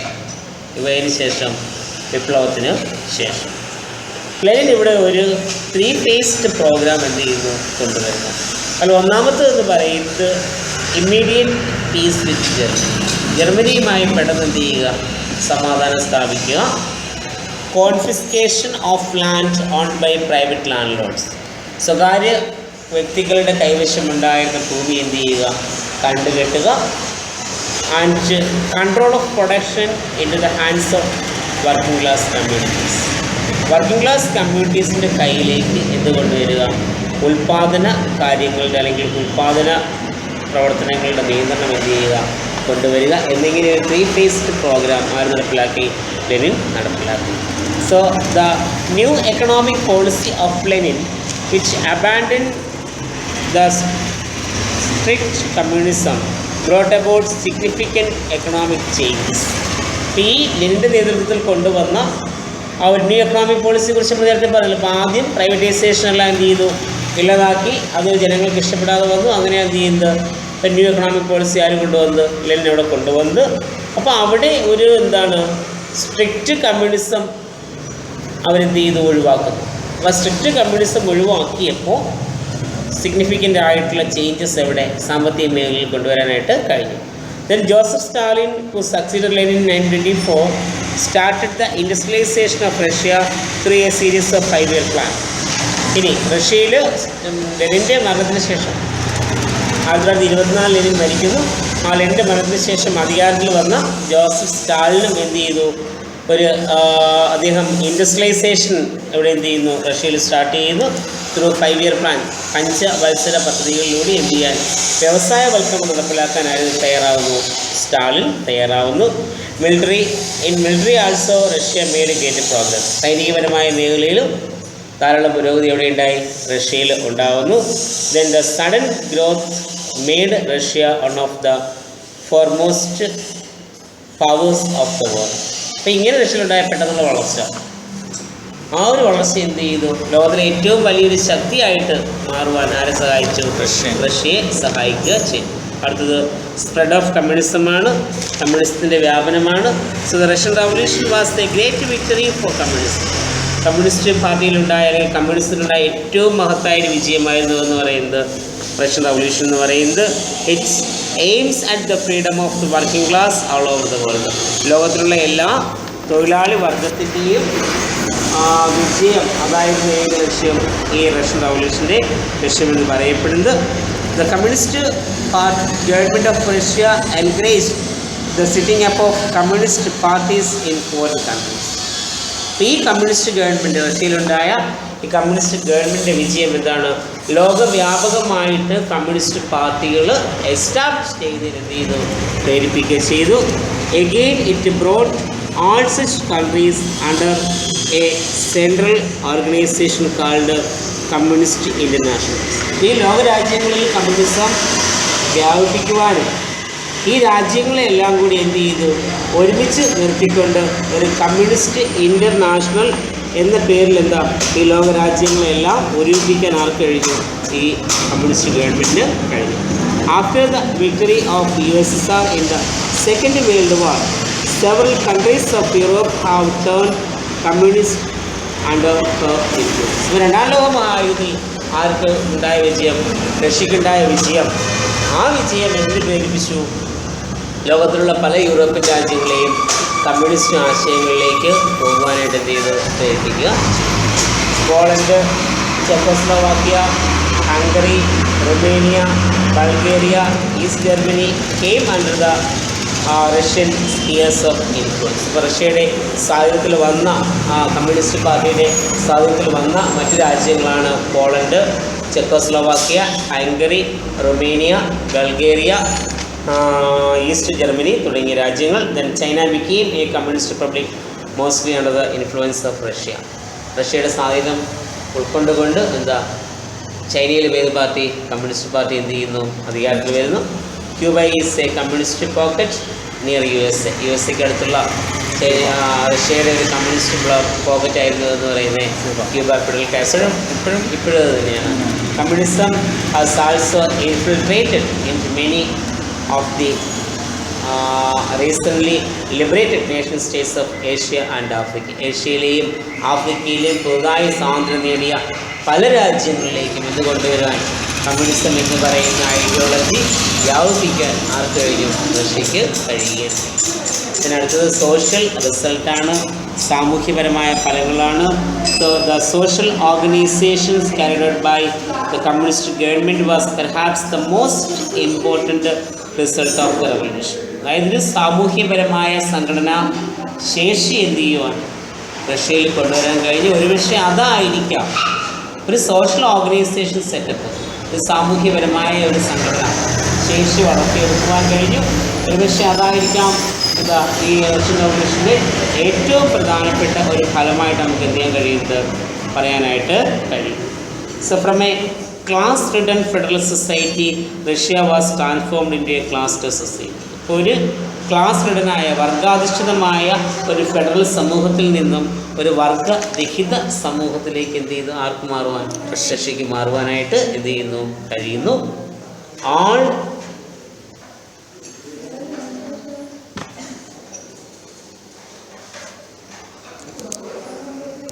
all traces of federal privileges were wiped out. അതായത് federal പ്രിവിലേജസുകളെല്ലാം federalist അല്ലെങ്കിൽ ഫെഡറലിസത്തിലുള്ള എല്ലാ പ്രത്യേക പരിഗണനകളെയും എന്ത് ചെയ്തു? അതിൻ്റെ ഓരോ അംശങ്ങളെയും ഇവിടുന്ന് തുടച്ചു മാറ്റുവാനും എല്ലാവിധമായ സാമൂഹ്യ അസമത്വങ്ങളും എന്ത് ചെയ്യുവാൻ ഇല്ലാതാക്കുവാനും ഈ വിപ്ലവത്തിന് എന്ത് ചെയ്ത് കഴിയുക ചെയ്യുന്നു. Moreover the ideological conflict called the called war between USA and USSR was the direct outcome of the revolution.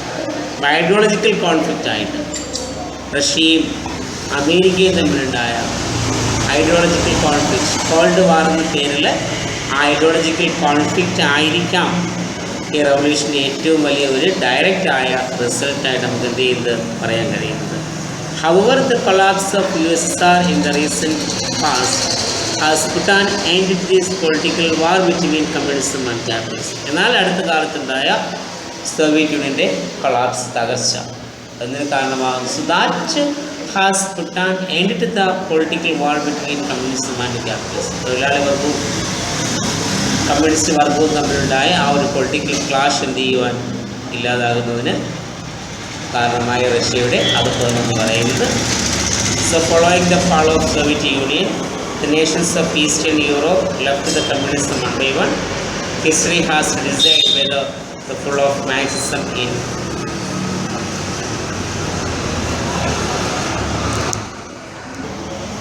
So following the fall of Soviet Union, Soviet Union തകർച്ചയെ തുടർന്ന് the nations of Eastern Europe left the communism one by one. ഓരോ Eastern European രാജ്യങ്ങളും എന്ത് ചെയ്തു? കമ്മ്യൂണിസത്തിൽ നിന്നും ഒന്നിനു പറയും ഒന്നായി എന്ത് ചെയ്തു? പിന്മാറുന്നു. History has to decide whether the full of Marxism the fall of Marxism in temporary or forever. ഒരുപക്ഷെ നാളെ ഇനി ആർക്ക് തീരുമാനിക്കാം? ചരിത്രത്തിന് തീരുമാനിക്കാം. കമ്മ്യൂണിസം എന്ന് പറയുന്ന അല്ലെങ്കിൽ മാർക്സിസം അത് താൽക്കാലികമായിട്ട് ഇല്ലാതായതാണോ അതോ പൂർണ്ണമായും ഇല്ലാതായതാണോ എന്നുള്ള കാര്യം നാളെ ആര് പറയും? ഒരു വിഷയം ചരിത്രം പറഞ്ഞു. കാരണം ചരിത്രത്തിന് മാത്രമേ ഇത് ചെയ്യാൻ കഴിയത്തുള്ളൂ. കാരണം എന്നിട്ട് നമ്മൾ നോക്കുമ്പോൾ ലോകത്തിലുള്ള മിക്ക രാജ്യങ്ങളിലും കമ്മ്യൂണിസം എന്ന് പറയുന്ന ഐഡിയോളജി കാലഹരണപ്പെട്ടുകൊണ്ടിരിക്കുകയാണ്. ഇപ്പോൾ ഇന്ത്യയിൽ കുറച്ച്, അല്ലെങ്കിൽ നമ്മൾ കേരളത്തിൽ കുറച്ച് കമ്മ്യൂണിസം, ബംഗാൾ പോലും എന്ത് ചെയ്തു? കമ്മ്യൂണിസ്റ്റ് ഡോമിനേഷൻ മാറി. ത്രിപുരയിൽ മാത്രമേ അല്പമുണ്ട്. പിന്നെ ലോകത്തിൽ പറയുകയാണെങ്കിൽ എന്താ, റഷ്യയിൽ ഇപ്പോൾ കമ്മ്യൂണിസം ഇല്ല, ചൈനയിലുണ്ട്, ക്യൂബയിൽ മാത്രം. അപ്പോൾ നാളെ ഒരു പക്ഷേ ചരിത്രം എഴുതി കുറിക്കും ഈ കമ്മ്യൂണിസ്റ്റ് തകർച്ച അന്ന് താൽക്കാലികമായിട്ടുണ്ടായതാണോ അതോ എന്നേക്കുമായി പൂർണ്ണമായും കമ്മ്യൂണിസം അത് പതിച്ചു എന്നുള്ള കാര്യം ചരിത്രം സാക്ഷിയാകും എന്നാണ് പറയുന്നത്. ചൈനയിൽ ഇത് ഡെവലപ്പായി വരുമല്ലേ? ചൈനയിൽ കമ്മ്യൂണിസ്റ്റ് പാർട്ടി ഡെവലപ്ഡ് ആണ്, പക്ഷേ എങ്കിൽ തന്നെ അവിടെ ഇപ്പോഴും ഒരുപാട് ഡിസ്ക്രിമിനേഷൻസ് ഉണ്ട് ജനങ്ങൾക്കിടയിൽ. കാരണം 7 തരം ID കാർഡുകളാണ് അവിടുത്തെ ആളുകൾ ഉപയോഗിക്കുന്നതെന്ന് പറയുന്നത്. അപ്പോൾ അന്നേരം അപ്പോൾ ആ ഒരു കാഴ്ചപ്പാട് നോക്കുമ്പോൾ കമ്മ്യൂണിസം ഉണ്ടെന്ന് നമുക്ക് പറയാൻ പറ്റുന്നില്ല. കാരണം ജനങ്ങളെ 7ആയി തരംതിരിച്ച് കാണുകയെന്ന് പറയുമ്പോൾ ഒരു കാസ്റ്റ് സ്റ്റേറ്റ്ലെസ് സൊസൈറ്റിയൊക്കെ ഉണ്ടാവും എന്നുള്ള കാര്യം സംശയമാണ് ചൈനയിൽ പോലും. അതുകൊണ്ടാണ് പിന്നെ ക്രിറ്റിസിസത്തിൽ പറയുന്നത് പിന്നെ മാർക്സിൻ്റെ ഒരു കൺസെപ്റ്റ് ഉണ്ടായിരുന്നത്, capitalism contain the seeds of his own destruction എന്ന് മാക്സ് പറയും. പക്ഷേ ക്രിറ്റിക്സ് പറയുന്നത് communism is contain it's seeds of destruction എന്നാണ് പറയുന്നത്. കാരണം പിന്നെ communism is N utopian ideology. ഇപ്പോഴും ക്രിറ്റിക്സ് പറയുന്നത് communism still remain as A dead letter, ഒരു ചത്ത കുഞ്ഞിൻ്റെ ജാതകം പോലെ ഇപ്പോഴും നിലനിൽക്കുന്നു കമ്മ്യൂണിസം. ഒരവസ്ഥയിലേക്ക് പോയി പാർട്ടിയുടെ സോഷ്യലിസമാണ്. The theory of socialism grew up as a protest against capitalism. അപ്പം മുതലാളിത്ത വ്യവസ്ഥയ്ക്കെതിരായിട്ട് എമർജ് ചെയ്ത ഒരു ഐഡിയോളജിയാണ് ഏതാ? സോഷ്യലിസം എന്ന് പറയുന്നത്. Many social reformers and humanists expounded new theories against the evils of capitalism. ഈ ക്യാപിറ്റലിസം എന്ന് പറഞ്ഞാൽ നമുക്കറിയാമല്ലോ, all factors of productions are concentrated on a particular person or a group of person. എല്ലാ ഉൽപ്പാദന മാർഗങ്ങളും അത് ഒരു വ്യക്തിയിലോ അല്ലെങ്കിൽ ഒന്നിലധികം വ്യക്തികളിലോ കേന്ദ്രീകരിക്കുന്ന സമ്പ്രദായമാണ് ക്യാപിറ്റലിസം എന്ന് പറയുന്നത്. ക്യാപിറ്റലിസം ആദ്യം ഉണ്ടാവും. അപ്പോൾ ആ ക്യാപിറ്റലിസത്തിന് എതിരായിട്ട് അല്ലെങ്കിൽ ക്യാപിറ്റലിസത്തിൻ്റെ തിന്മകളെ എതിർത്തുകൊണ്ട് പല സാമൂഹ്യ പരിഷ്കർത്താക്കളും മാനുഷികവാദികളും പല പല തത്വങ്ങൾ എന്ത് ചെയ്തു? കണ്ടെത്താൻ ശ്രമിച്ചു. Socialism is one of them. അതിലൊന്നായിരുന്നു ഏത്? Socialism. It aims at the collective ownership of means of production to ensure the maximum wellbeing of the community as a whole. ഇപ്പോൾ സോഷ്യലിസം എന്ന് പറയുന്നത് മീൻസ് ഓഫ് പ്രൊഡക്ഷൻ്റെ അല്ലെങ്കിൽ ഉൽപ്പാദന മാർഗങ്ങൾ, ലാൻഡ്, ലേബർ, ക്യാപിറ്റൽ, ഓർഗനൈസേഷൻ, ഈ 4 ഉൽപ്പാദന മാർഗങ്ങളുടെയും കളക്റ്റീവായ കൂട്ടായ ഉടമസ്ഥാവകാശം അതെന്ത് ചെയ്യുന്നു? That ensure the maximum wellbeing of the community as a whole. ഒരു സമുദായത്തിൻ്റെ, ഒരു സമൂഹത്തിൻ്റെ വെൽബീയിങ്ങിന് വേണ്ടിയിട്ട് അല്ലെങ്കിൽ ക്ഷേമത്തിന് വേണ്ടിയിട്ട് പ്രവർത്തിക്കും. അപ്പോൾ ഒരു സമുദായത്തിൻ്റെ ക്ഷേമം ഉറപ്പുവരുത്തുന്നതിന് വേണ്ടിയിട്ട് ഉൽപ്പാദന ഘടകങ്ങളുടെ ഉടമസ്ഥാവകാശം കൂട്ടായ ഉടമസ്ഥതയിൽ നിലനിർത്തുക എന്ന ആശയമാണ് ഏത് ലക്ഷ്യം? സോഷ്യലിസത്തിൻ്റെ ലക്ഷ്യം എന്ന് പറയുന്നത്. Private ownership, private enterprise and private profit have no place in socialism. സ്വകാര്യ ഉടമസ്ഥാവകാശങ്ങൾക്കോ സ്വകാര്യ സംരംഭങ്ങൾക്കോ സ്വകാര്യ ലാഭത്തിനോ യാതൊരു വിധമായ പങ്കും സോഷ്യലിസത്തിൽ ഇല്ല. According to them, the government is the owner of all wealth of the country including land and commercial and industrial concerns. ഇപ്പോൾ ഈ സോഷ്യലിസ്റ്റുകളുടെ അഭിപ്രായത്തിൽ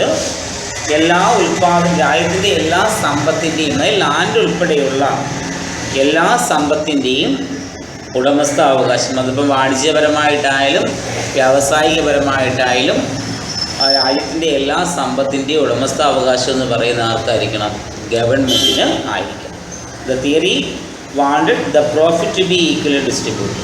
അതായത് ഉൽപ്പാദനം നമ്മൾ നടത്തുമ്പോൾ അല്ലെങ്കിൽ നമുക്ക് കിട്ടുന്ന ലാഭം എന്ത് ചെയ്യുക? എല്ലാവർക്കും തുല്യമായിട്ട് വിതരണം ചെയ്ത് കൊടുക്കുക എന്നതാണ് എന്താ സോഷ്യലിസം എന്ന് പറയുന്ന ഒരു ഐഡിയോളജി ലക്ഷ്യം എന്ന് പറയുന്നത്. So socialism aims at the wellbeing of the community as a wholes. That means equality, സമൂഹത്തിൻ്റെ ക്ഷേമം അല്ലെങ്കിൽ സമത്വമാണ് ഇതിൻ്റെ ആശയം.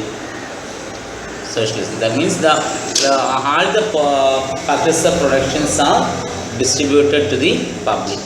എല്ലാ ഉൽപ്പാദന ഘടകങ്ങളും എന്ത് ചെയ്യുക? പബ്ലിക്കിനായിട്ട് ഡിസ്ട്രിബ്യൂട്ട് ചെയ്യുന്ന ഒരു ഐഡിയോളജിയാണ് സോഷ്യലിസം എന്ന് പറയുന്നത്.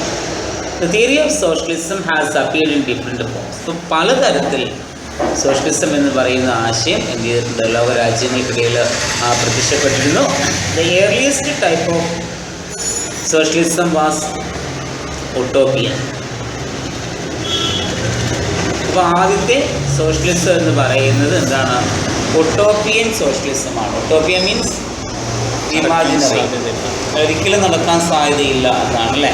So utopian socialism it is the strongest advocate of this branch of socialism were Charles Fourier, a Frenchman, and Robert Owen, an Englishman. അപ്പോൾ ഈ എന്താണ് ഉട്ടോപ്യൻ സോഷ്യലിസത്തിൻ്റെ പ്രധാനപ്പെട്ട വക്താക്കളെന്ന് പറയുന്നത് രണ്ട് പേരാണ്. ഫ്രഞ്ചുകാരനായ ചാൾസ് ഫീരിയറും ഇംഗ്ലീഷുകാരനായ റോബർട്ട് ഓവൻ. ഇവരായിരുന്നു ഈ രണ്ട് ഉട്ടോപ്യൻ സോഷ്യലിസത്തിൻ്റെ പ്രധാനപ്പെട്ട വക്താക്കളെന്ന് പറയപ്പെടുന്നത്. അപ്പോൾ എൻ്റെ സോഷ്യലിസത്തിൻ്റെ ഇയർലിയസ്റ്റ് ഫോംസ് എന്ന് പറയുന്നത് എന്താണ്?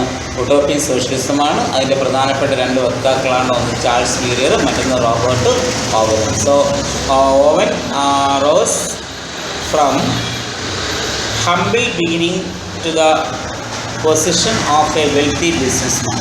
ഇദ്ദേഹം ഉണ്ടായത് തന്നെ എന്താ, ഒരു വെൽത്തി ആയിട്ടുള്ള ഒരു ബിസിനസ്മാൻ ആയിരുന്നു. അദ്ദേഹത്തിൻ്റെ ഹംബിളായിട്ടുള്ള വളരെ ലളിതമായൊരു തുടക്കമായിരുന്നു എന്താ ഇദ്ദേഹത്തിനുണ്ടായിരുന്നത്. So he reduce the hours of work of the labours. തൊഴിലാളികളുടെ എന്താ സമയമൊക്കെ എന്ത് ചെയ്യും, തൊഴിൽ സമയമൊക്കെ അദ്ദേഹം കുറച്ച് കൊടുത്തു.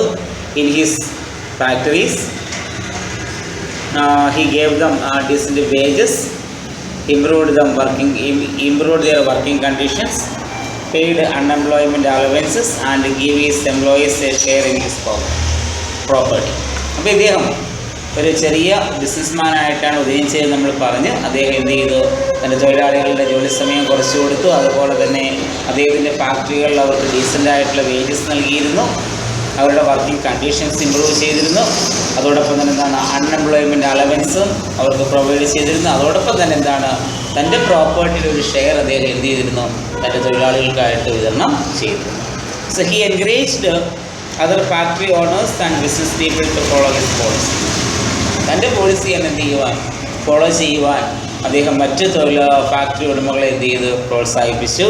This policy was to be founded on cooperation. അപ്പോൾ ഇതിൻ്റെ പോളിസി എന്ന് പറയുന്നത് എന്താണ്, സഹകരണ അടിസ്ഥാനത്തിലുള്ള ഒരു നയമായിരുന്നു ഇദ്ദേഹം എന്ത് ചെയ്തത്, സ്വീകരിച്ചത്. സോഷ്യലിസം അല്ല, സോഷ്യലിസം ഒക്കെ പറയുമ്പോൾ നമ്മൾ അത് വലിയൊരു സോഷ്യലിസത്തിൻ്റെ ശരിക്കുള്ള വക്താക്കൾ ആരാണെന്ന് പറയുന്നില്ല. അദ്ദേഹത്തിൻ്റെ ഉട്ടോപ്യൻ സോഷ്യലിസമാണ്. ഇത് സാങ്കല്പിക സോഷ്യലിസം ഒരിക്കലും നടക്കാൻ കഴിയാത്തതാണ്. ഇപ്പോൾ ഇദ്ദേഹം പറഞ്ഞ കാര്യങ്ങൾ നമ്മൾ പറഞ്ഞു, എന്താ, വർക്കേഴ്സിൻ്റെ work of hours of work കുറച്ച് കൊടുത്തു, അവരുടെ എംപ്ലോയ്മെൻറ്റ് കണ്ടീഷൻസ് അവർക്ക് പ്രൊവൈഡ് ചെയ്തു, അതുപോലെ തന്നെ പ്രോപ്പർട്ടിയുടെ ഒരു ഷെയർ എന്ത് ചെയ്തു, തൊഴിലാളികൾക്ക് കൊടുത്തു. അപ്പോൾ അതൊരിക്കലും എന്ത് ചെയ്യത്തില്ല, നമുക്ക് സാധ്യമായിട്ടുള്ള കാര്യമല്ല. So he envisaged a new form of society. അദ്ദേഹം വിഭാവനം ചെയ്തത് എന്താ, ഒരു പുതിയ തരത്തിലുള്ള സമൂഹമാണ്. all worked and lived in cooperation with the object of making society self-sufficient. സമൂഹത്തെ എന്ത് ചെയ്യാൻ വേണ്ടിയിട്ട്, സ്വയം പര്യാപ്തമാക്കുവാൻ വേണ്ടി എന്ത് ചെയ്യുക, സഹകരണ അടിസ്ഥാനത്തിൽ എല്ലാവരും ജോലി ചെയ്യണം, എല്ലാവരും ജീവിക്കണം. അതായിരുന്നു ഇദ്ദേഹത്തിൻ്റെ എന്താ കാഴ്ചപ്പാടെന്ന് പറയുന്നത്. So society for this should be organised as cooperative communities and each member should get as his reward a payment in proportion to the work he had done. ഇദ്ദേഹത്തിൻ്റെ ഒരു സമൂഹം എന്ന് പറയുന്നത്, ഇദ്ദേഹം വിഭാവനം ചെയ്ത സമൂഹം എന്ന് പറയപ്പെടുന്നത് എല്ലാവരുടെയും എന്താണ്, അല്ലെങ്കിൽ സമൂഹം സെൽഫ് സഫിഷ്യൻ്റ് ആയ സൊസൈറ്റി ആയിരിക്കണം. ഇവിടെ society should be organised as cooperative communities. സമൂഹത്തെ അദ്ദേഹം സൃഷ്ടിക്കാൻ അല്ലെങ്കിൽ സംഘടിപ്പിക്കാൻ അദ്ദേഹം ആഗ്രഹിച്ചത് കോഓപ്പറേറ്റീവ് കമ്മ്യൂണിറ്റീസ് ആയിട്ടായിരുന്നു.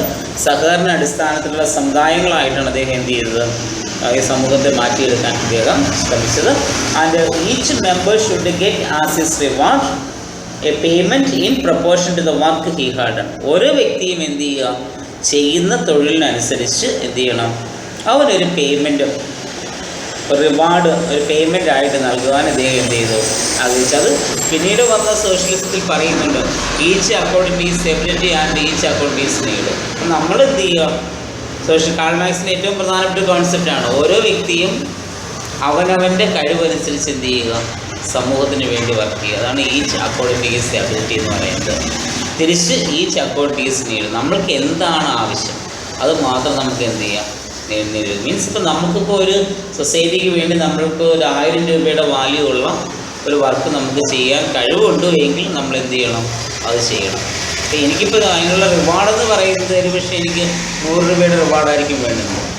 അല്ലാതെ ഞാൻ ആ 100 രൂപയുടെ റിവാർഡ് മാത്രം ഞാൻ എന്ത് ചെയ്യുക, സ്വീകരിക്കുക. അല്ലാതെ 100 രൂപയുടെ ആവശ്യത്തിന് എനിക്ക് 10,000 രൂപയുടെ റിവാർഡ് ഞാൻ സമൂഹത്തിന് ആഗ്രഹിച്ചാൽ ഇവിടെ സോഷ്യലിസം ഉണ്ടോ?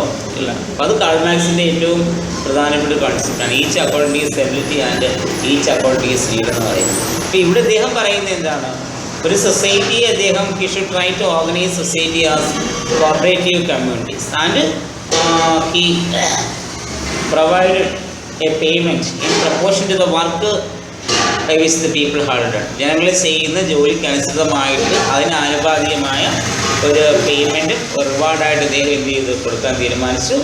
So as A result of this A number of such communities came into existence in England. ഇതിൻ്റെ ഫലമായിട്ട് എന്ത് ചെയ്തു, ധാരാളം സമുദായങ്ങൾ ഇംഗ്ലണ്ടിലും അതുപോലെ തന്നെ യൂറോപ്പിലും USA ഒക്കെ എന്താ ഈ നമ്മുടെ റോബർട്ട് ഓവൻ ഡിഫൈൻ ചെയ്ത ആ ഒരു കോപ്പറേറ്റീവ് കമ്മ്യൂണിറ്റീസ് ചെയ്ത് ഡെവലപ്പ് ചെയ്ത്. But they had only a short lived existence. വളരെ എന്താ ചുരുങ്ങിയ. അപ്പോൾ ഇദ്ദേഹത്തിന് അദ്ദേഹം ഓവൻ വിഭാവനം ചെയ്ത സമുദായങ്ങൾ ഇംഗ്ലണ്ടിൽ USA അതുപോലെ തന്നെ യൂറോപ്പിലൊക്കെ എന്ത് ചെയ്തു, ആവിർഭവിക്കുകയുണ്ടായി. But they had only a short lived existence. വളരെ ചുരുങ്ങിയ ഒരു കാലത്ത് നിലനിൽപ്പ് മാത്രമേ എന്താ ഈ സമുദായങ്ങൾക്ക് ഉണ്ടായിരുന്നുള്ളൂ. Future also had the same views about the building of A socialist society. ഇപ്പം ചാൾസ് വീലർക്ക് എന്താ ഇതേ കാഴ്ചപ്പാട് തന്നെ, നമ്മുടെ റോബർട്ട് ഓവൻ്റെ അതേ കാഴ്ചപ്പാട് തന്നെയാണ് ഒരു സമൂഹത്തിൻ്റെ സൃഷ്ടിക്ക് വേണ്ടിയിട്ട്. ശരിക്കും ഈ ഉട്ടോപ്പിയൻ കോൺസെപ്റ്റ് എന്ന് പറയുന്നത് കൊണ്ടുവന്നവരാരുമല്ല, തോമസ് മോറാണ് എന്താ ഉട്ടോപ്പിയ എന്ന് പറയുന്ന ആശയം എന്ത് ചെയ്യുന്നത് ആദ്യമായിട്ട് കൊണ്ടുവരുന്നത്. അപ്പോൾ അത് തന്നെ സാങ്കല്പികമായിട്ട് കാണുന്നു. അപ്പോൾ ഇതേ കോൺസെപ്റ്റ് തന്നെയാണ് മാർക്സിസത്തിൻ്റെ ക്രിറ്റിസൈസേഴ്സ് പറയുന്നത്. Marxism is N utopian ideology. ഒരിക്കലും എന്ത് ചെയ്യാൻ കഴിയത്തില്ല, നടപ്പിലാക്കാൻ കഴിയാത്ത ഒന്നായിട്ട് കാണുന്നു. ഓക്കെ, ഇനി Louis Blanc also champion the cause of socialism in France believed that the socialist society could be brought into being only through constitutional or parliamentary methods. ഇനി മറ്റൊരു വക്താവ്, സോഷ്യലിസത്തിൻ്റെ മറ്റൊരു പ്രധാനപ്പെട്ട വക്താവായിരുന്നു ലൂയിസ് ബ്ലാങ്ക്. അപ്പം അദ്ദേഹം എന്ന് പറയുന്നത് ഫ്രഞ്ച് സോഷ്യലിസത്തിൻ്റെ വക്താക്കൾ ഒരാളായിരുന്നു ആര്, ലൂയിസ് ബ്ലാങ്ക്. അദ്ദേഹത്തിൻ്റെ കാഴ്ചപ്പാടിൽ ഒരു സോഷ്യലിസ്റ്റ് സമൂഹം നമുക്ക് സൃഷ്ടിച്ചെടുക്കാൻ കഴിയുന്നതിന് അദ്ദേഹം പറഞ്ഞ രണ്ട് പ്രധാനപ്പെട്ട മാർഗങ്ങളാണ്. ഒന്ന് കോൺസ്റ്റിറ്റ്യൂഷണലായിട്ട് ഭരണഘടനാപരമായിട്ട്, അതിൽ മറ്റൊന്ന് പാർലമെൻറ്റേറിയൻ കൺസെപ്റ്റ്. ഇപ്പോൾ ഈ രണ്ട് കൺസെപ്റ്റാണ് ലൂയിസ് ബ്ലാങ്ക് മുന്നോട്ട് വെച്ചത്. In order to create a socialist society. ഒരു സോഷ്യലിസ്റ്റ് സൊസൈറ്റി ക്രിയേറ്റ് ചെയ്യുന്നതിന് വേണ്ടിയിട്ട് ലൂയിസ് ബ്ലാങ്കിൻ്റെ പ്രധാനപ്പെട്ട രണ്ട് മെത്തേഡുകളായിരുന്നു. ഒന്ന് കോൺസ്റ്റിറ്റ്യൂഷണൽ മെത്തേഡ്, മറ്റൊന്ന് പാർലമെൻ്ററി മെത്തേഡ്. സാറേ ഞാനൊരു കാര്യം ചോദിച്ചോട്ടെ, അത് കമ്മ്യൂണിസ്റ്റ് കൺട്രിയിൽ കമ്മ്യൂണിസ്റ്റ് മാനിഫെസ്റ്റോ തന്നെയാണ് അവരുടെ കോൺസ്റ്റിറ്റ്യൂഷൻ. ശരിക്കും കമ്മ്യൂണിസത്തിൻ്റെ ഐഡിയോളജി അല്ലെങ്കിൽ കോൺസ്റ്റിറ്റ്യൂഷൻ എന്ന് പറയുന്ന കമ്മ്യൂണിസ്റ്റ് മാനിഫെസ്റ്റോ ആണ്. അത് തന്നെയാണ് അവരുടെ, അത് തന്നെയാണ് അവിടെ ഫോളോ ചെയ്യുന്നത്. പക്ഷേ ഇപ്പോൾ അതിനൊരു എക്സിസ്റ്റൻസ് ഇല്ല. കാരണം ഇപ്പോൾ കമ്മ്യൂണിസ്റ്റ് മാനിഫെസ്റ്റോ എന്നും പല രാജ്യങ്ങളിൽ എന്ത് ചെയ്യുന്നില്ല, ഫോളോ ചെയ്യുന്നില്ല. അപ്പോൾ കാൾ മാർക്സ് പറയുന്ന കമ്മ്യൂണിസ്റ്റ് മാനിഫെസ്റ്റോയിൽ പറയുന്ന ആശയങ്ങൾ നമ്മൾ കഴിഞ്ഞ ക്ലാസ്സിൽ ഞാൻ പറഞ്ഞിട്ടുണ്ട്. Dialectical materialistic interpretation of history, theory of surplus value, then a theory of class war, then religion is the opium of man, then the creation of a classless stateless society, then withering away of the state. ഈ ഒരു concept എവിടെ നടപ്പിലാക്കാൻ പറ്റും? ലോകത്തിലെവിടെയും നമുക്ക് എന്താണ് Marxism എന്ന് പറയുന്ന ഈ ഒരു ഐഡിയോളജി എന്ത് ചെയ്യാൻ കഴിയത്തില്ല, അപ്ലൈ ചെയ്യാൻ കഴിയത്തില്ല. കാരണം അത്രയ്ക്ക് പോസിബിലിറ്റി ഇല്ലാത്ത ഒന്നാണ്. അവിടെ മെറ്റീരിയലിസ്റ്റിക് വ്യൂവിനാണ് കാൾ മാർക്സ് എന്ത് ചെയ്യുന്നത്, പ്രാധാന്യം കൊടുക്കുന്നത്. ഡയലക്റ്റിക്കൽ മെറ്റീരിയലിസം എന്ന് പറഞ്ഞാൽ വൈരുദ്ധ്യാധിഷ്ഠിത ഭൗതികവാദം. അതായത് കാണുന്നതിന് മാത്രമേ എന്തേ ഉള്ളൂ, നിലനിൽപ്പുള്ളൂ. എക്സിസ്റ്റൻസ് എന്ന് വെച്ചാൽ മെറ്റീരിയൽ എക്സിസ്റ്റൻസ് ആണ്, മെറ്റീരിയലിസ്റ്റിക് എക്സിസ്റ്റൻസ് ആണ് കാൾ മാർക്സ് എന്ത് ചെയ്യുന്നത്, നടക്കുന്നത്. അപ്പോൾ അതുകൊണ്ടാണ് ക്ലാസ്സിൽ നമ്മൾ പറഞ്ഞത് മാർക്സിയൻ ഡയലക്റ്റിക്സും ഹെഗലിയൻ ഡയലക്റ്റിക്സും തമ്മിലുള്ള ഒരു കോൺട്രഡിക്ഷൻ ഇപ്പോഴും എന്താ നിലനിൽക്കും. Whether idea or matter is real എന്ന് പറയുന്ന കോൺസെപ്റ്റ് ഇപ്പോഴും എന്താ കോൺട്രഡിക്ടറിയാണ്. Withering away of the state എന്ന് വെച്ചാൽ സ്റ്റേറ്റ് എന്ന് പറയുന്നത് ഇല്ലാതാവുകയാണ്, സ്റ്റേറ്റ് വിതർ ചെയ്ത് പോവുകയാണ്. ആദ്യം എന്ത് ചെയ്യുക, ഒരു ക്ലാസ്ലെസ് സ്റ്റേറ്റ്ലെസ് സൊസൈറ്റി ക്രിയേറ്റ് ചെയ്യുന്നു, ഒരു ജാതിരഹിത വർഗരഹിത സമൂഹം ക്രിയേറ്റ് ചെയ്യുന്നു. അതും എന്ത് ചെയ്യുന്നു, അവസാനം ഇല്ലാതാവുന്നു. അതൊരിക്കലും എന്ത് ചെയ്യാൻ പറ്റത്തില്ല, നടക്കാൻ പറ്റത്തില്ല. അപ്പോൾ അതിന് പറയുന്നത് വെച്ചാൽ ഇങ്ങനൊരു ക്ലാസ്ലെസ് സ്റ്റേറ്റ്ലെസ് സൊസൈറ്റി ഉണ്ടായാൽ, സ്റ്റേറ്റ് എന്ന് പറയുന്ന സങ്കല്പം ഇല്ലാതായി കഴിഞ്ഞാൽ കുറേ കാലം കഴിയുമ്പോൾ എന്ത് ചെയ്യും, അതിലേതെങ്കിലും ഒരുത്തൻ ആ സൊസൈറ്റിയിൽ അവൻ എന്ത് ചെയ്യും, അവന് ഡോമിനേഷൻ എസ്റ്റാബ്ലിഷ് ചെയ്യും. പിന്നെയും പഴയ അവസ്ഥയിലേക്ക് എന്ത് ചെയ്യത്തുള്ളൂ, പോകത്തുള്ളൂ. അവിടെയും പിന്നെന്താ, പിന്നെ മാർക്സിസത്തിൻ്റെ തകർച്ച എന്ന് പറയുന്നത് അവിടെ പിന്നെയും എന്ത് ചെയ്യും, ക്യാപിറ്റലിസം എന്ന് പറയുന്ന ഐഡിയോളജിയുടെ എമർജൻസിന് എന്താ കാരണമാകും. പിന്നെ കമ്മ്യൂണിസ്റ്റ് ഇതിൽ local committee, central committee, TV എന്നൊക്കെ പറയുന്നത് അതാണ് ലോകം ഇപ്പോൾ ചൈനയിലൊക്കെ എല്ലായിടത്തും അത് തന്നെയാണ്. അത് പലയിടത്തും പല പേരുകൾ അത് അവർ തന്നെ ഭരിക്കുന്നത് അല്ലേ? അവർ തന്നെ ഭരിക്കുന്നത്. പലയിടത്തും പല പേരുകളിലാണ് എന്ത് ചെയ്യുന്നത്.